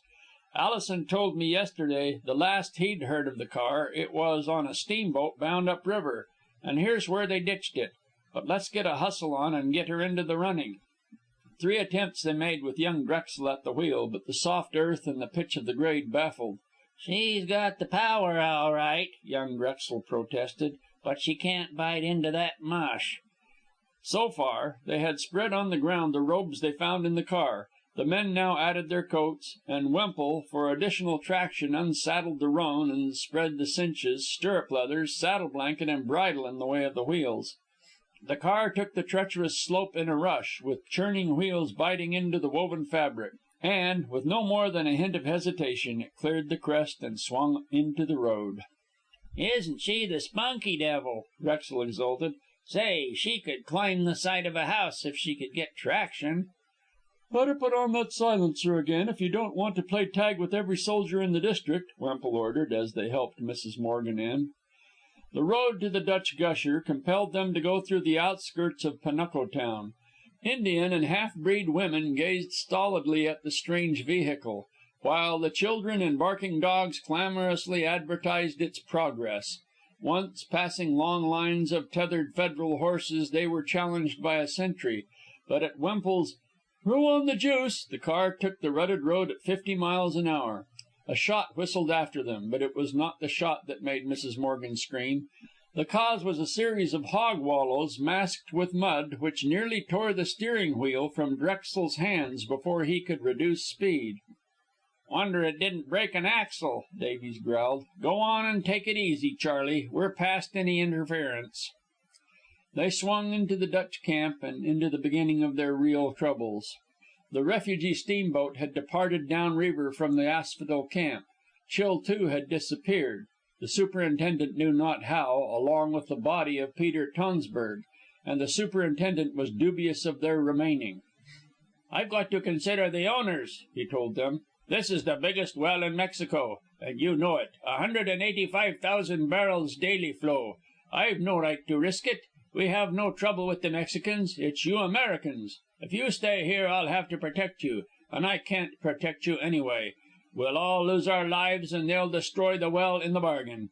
And if they fire it, it means the entire Baño oil field. The strata's too broken. We're flowing 20,000 barrels now, and we can't pinch down any further. As it is, the oil's coming up outside the pipe, and we can't have a fight. We've got to keep the oil moving." The men nodded. It was cold-blooded logic, but there was no fault to it. The harassed expression eased on the superintendent's face, and he almost beamed on them for agreeing with him. "You've got a good machine there," he continued. "The ferry's at the bank at Panuco, and once you're across, the rebels aren't so thick on the north shore. Why, you can beat the steamboat back to Tampico by hours.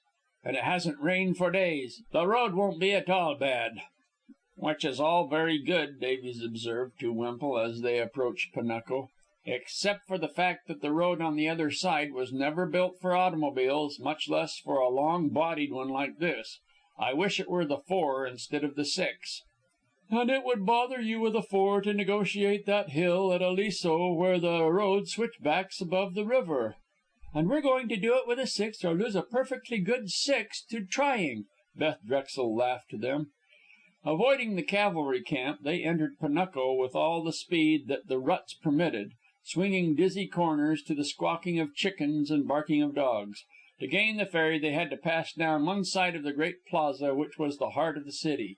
Peon soldiers, drowsing in the sun or clustering around the cantinas, stared stupidly at them as they flashed past. Then a drunken major shouted a challenge from the doorway of a cantina and began vociferating orders. And as they left the plaza behind, they could hear rising the familiar mob cry, "Kill the gringos!" "If any shooting begins, you women get down in the bottom of the car," Davies commanded. "And here's the ferry, all right. Be careful, Charlie." The machine plunged directly down the bank through a cut so deep that it was more like a chute, struck the gangplank with a terrific bump, and seemed fairly to leap on board. The ferry was scarcely longer than the machine, and Drexel, visibly shaken by the closeness of the shave, managed to stop only when 6 inches remained between the front wheels and overboard. It was a cable ferry operated by gasoline, and while Wemple cast off the mooring lines, Davies was making swift acquaintance with the engine. The third turnover started it, and he threw it into gear with the windlass that began winding up the cable from the river's bottom. By the time they were in midstream, a score of horsemen rode out on the bank they had just left and opened a scattering fire. The party crowded in the shelter of the car and listened to the occasional ricochet of a bullet. Once only the car was struck. "Here, what are you up to?" Wemple demanded suddenly of Drexel, who had exposed himself to fish a rifle out of the car. "Going to show the skunks what shooting is," was his answer. "No, you don't," Wemple said. "We're not here to fight, but to get this party to Tampico." He remembered Peter Tonsberg's remark. "Whose business is to live, Charlie? That's our business. Anybody can get killed. It's too easy these days." Still under fire, they moored at the north shore, and when Davies had tossed overboard the igniter from the ferry engine and commandeered 10 gallons of its surplus gasoline, they took the steep, soft road up the bank in a rush. "Look at her climb," Drexel uttered gleefully. "That Aliso hill won't bother us at all. She'll put a crimp in it. That's what she'll do." "It isn't the hill, it's the sharp turn of the zigzag that's liable to put a crimp in her," Davies answered. "That road was never laid out for autos, and no auto has ever been over it. They steamboated this one up." But trouble came before Aliso was reached. Where the road dipped abruptly into a small jag of hollow that was almost V-shaped, it arose out and became 100 yards of deep sand. In order to have speed left for the sand after he cleared the stiff upgrade of the V, Drexel was compelled to hit the trough of the V with speed. Wemple clutched Miss Drexel as she was on the verge of being bounced out. Mrs. Morgan, too solid for such airiness, screamed from the pain of the bump, and even the imperturbable Juanita fell to crossing herself and uttering prayers with exceeding rapidity. The car cleared the crest and encountered the sand, going slower from moment to moment, slewing and writhing and squirming from side to side. The men leaped out and began shoving. Miss Drexel urged Juanita out and followed. But the car came to a standstill, and Drexel, looking back and pointing, showed the first sign of being beaten. 2 things he pointed to: a constitutional soldier on horseback a quarter of a mile in the rear, and a portion of the narrow road that had fallen out bodily on the far slope of the V. "Can't get at this sand unless we go back and try over. And we ditch the car if we try to back up that." The ditch was a huge natural sump hole, the stagnant surface of which was a crawl with slime 20 feet beneath. Davies and Wemple sprang to take the boy's place. "You can't do it," he urged. "You can get the back wheels past, but right there you hit that little curve, and if you make it, your front wheel will be off the bank. If you don't make it, your back wheel will be off." Both men studied it carefully, then looked at each other. "We've got to," said Davies. "And we're going to," Wemple said, shoving his rival aside in comradely fashion and taking the post of danger at the wheel. "You're just as good as I at the wheel, Davies," he explained, "but you're a better shot. Your job's cut out to go back and hold off any greasers that show up." Davies took a rifle and strolled back with so ominous an air that the lone cavalryman put spurs to his horse and fled. Mrs. Morgan was helped out and sent plodding and tottering unaided on her way to the end of the sand stretch. Miss Drexel and Juanita joined Charley in spreading the coats and robes on the sand and in gathering and spreading small branches, brush, and armfuls of a dry, brittle shrub. But all three ceased from their exertions to watch Wemple as he shot the car backward down the V and up.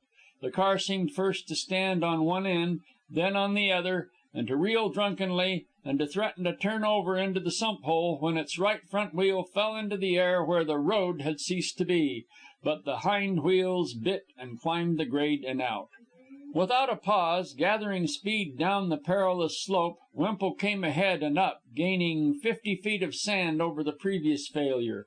More of the alluvial soil of the road had dropped out at the bad place, but he took the V in reverse, overhung the front wheel as before, and from the top came ahead again. 4 times he did this, gaining each time, but each time knocking a bigger hole where the road fell out, until Miss Drexel begged him not to try again. He pointed to a squad of horsemen coming at a gallop along the road a mile in the rear, and took the V once again in reverse. "If only we had more stuff," Drexel groaned to his sister as he threw down a meager, hard-gathered armful of the dry and brittle shrub, and as Wemple once more with rush and roar shot down the V. For an instant it seemed that the great car would turn over into the sump, but the next instant it was past. It struck the bottom of the hollow a mighty wallop and bounced and upended to the steep pitch of the climb. Miss Drexel, seized by inspiration or desperation, with a quick movement stripped off her short corduroy tramping skirt, and looking very lithe and boyish in slender-cut pongee bloomers, ran along the sand and dropped the skirt for a foothold for the slowly revolving wheels. Almost, but not quite, did the car stop. Then, gathering way, with the others running alongside and shoving, it emerged on the hard road. While they tossed the robes and coats and Miss Drexel's skirt into the bottom of the car and got Mrs. Morgan on board, Davies overtook them. "Down on the bottom, all of you!" he shouted, and he gained the running board and the machine sprang away. A scattering of shots came from the rear. "Whose business is to live? Hunch down!" Davies yelled in Wemple's ear, accompanying the instruction with an open-handed blow on the shoulder. "Live yourself!" Wemple grumbled as he obediently hunched. "Get your head down! You're exposing yourself!" The pursuit lasted but a little while and died away in an occasional distant shot. "They've quit," Davies announced. "It never entered their stupid heads that they could have caught us on Aliso Hill." "It can't be done," was Charlie Drexel's quick judgment of youth as the machine stopped and they surveyed the acute angled turn on the stiff upgrade of Aliso. Beneath was the swift running river. "Get out, everybody!" Wemple commanded. "Upside, all of you, if you don't want the car to turn over on you. Spread traction wherever she needs it." "Shoot her ahead or back. She can't stop," Davies said quietly from the outer edge of the road where he had taken position. "The earth's crumbling away from under the tires every second she stands still." "Get out from under or she'll be on top of you," Wemple ordered as he went ahead several yards. But again, after the car rested a minute, the light, dry earth began to crack and crumble away from under the tires, rolling in a miniature avalanche down the steep declivity into the water. And not until Wemple had backed 50 yards down the narrow road did he find solid resting for the car. He came ahead on foot and examined the acute angle formed by the 2 zigzags. Together with Davies, he planned what was to be done. "When you come, you've got to come a-humping," Davies advised. "If you stop anywhere for more than seconds, it's good night, and the walking won't be fine." "She's full of fight, and she can do it. See that hard formation right there on the inside wall? It couldn't have come at a better spot. If I don't make her hind wheels climb halfway up it, we'll start walking about a second thereafter." "She's a 2-fisted piece of machinery," Davies encouraged. "I know her kind. If she can't do it, no machine can that was ever made. Am I right, Beth?" "She's a regular spunky she-devil," Miss Drexel laughed agreement. "And so are the pair of you of the male persuasion, I mean." Miss Drexel had never seemed so fascinating to either of them as she was then in the excitement, quite unconscious of her abbreviated costume, her brown hair flying, her eyes sparkling, her lips smiling. Each man caught the other in that moment's pause to look, and each man sighed to the other and looked frankly into each other's eyes ere he turned to the work at hand. Wemple came up with his usual rush, but it was a gauged rush, and Davies took the post of danger, the outside running board, where his weight would help the broad tires to bite a little deeper into the treacherous surface. If the road edge crumbled away, it was inevitable that he would be caught under the car as it rolled down and over the river. It was ahead and reverse, with only the briefest of pauses in which to shift the gears. Wemple backed up the hard formation on the inside bank till the car seemed standing on end, rushed ahead till the earth of the outer edge broke under the front tires and splashed into the water. Davies, now off and again on the running board when needed, accompanied the car in its jerky and erratic progress, tossing robes and coats under the tires, calling instructions to Drexel, similarly occupied on the other side, and warning Miss Drexel out of the way. "Oh, you Marioles, you Marioles, you Marioles," Wemple muttered aloud as if in prayer, as he rustled the car about the narrow area, gaining sometimes inches in pivoting it, sometimes fetching back up the inner wall precisely at the spot previously attained, and once having the car, with the surface of the roadbed under it, slide bodily and sideways 2 feet down the road. The clapping of Miss Drexel's hands was the first warning Davies received that the feat was accomplished, and swinging on to the running board, he found the car backing in the straightaway up the next zigzag, and Wemple still chanting ecstatically, "Oh, you Marioles, you Marioles."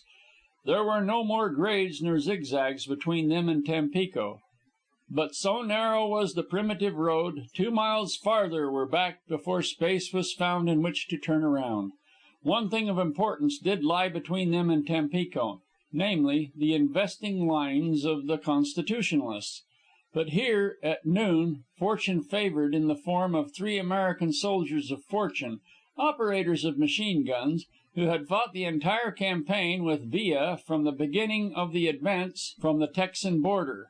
Under a white flag, Wemple drove the car across the zone of debate into the Federal lines, where good fortune, in the guise of an ubiquitous German naval officer, again received them. "I think you are nearly the only Americans left in Tampico," he told them. "About all the rest are lying out in the Gulf on the different warships. But at the Southern Hotel there are several, and the situation seems quieter." As they got out at the Southern, Davies laid his hand on the car and murmured, "That old girl." Wemple followed suit, and Miss Drexel, engaging both men's eyes and about to say something, was guilty of a sudden moisture in her own eyes that made her turn to the car with a caressing hand and repeat, "Good old girl." End of Section 11. End of Dutch Courage by Jack London.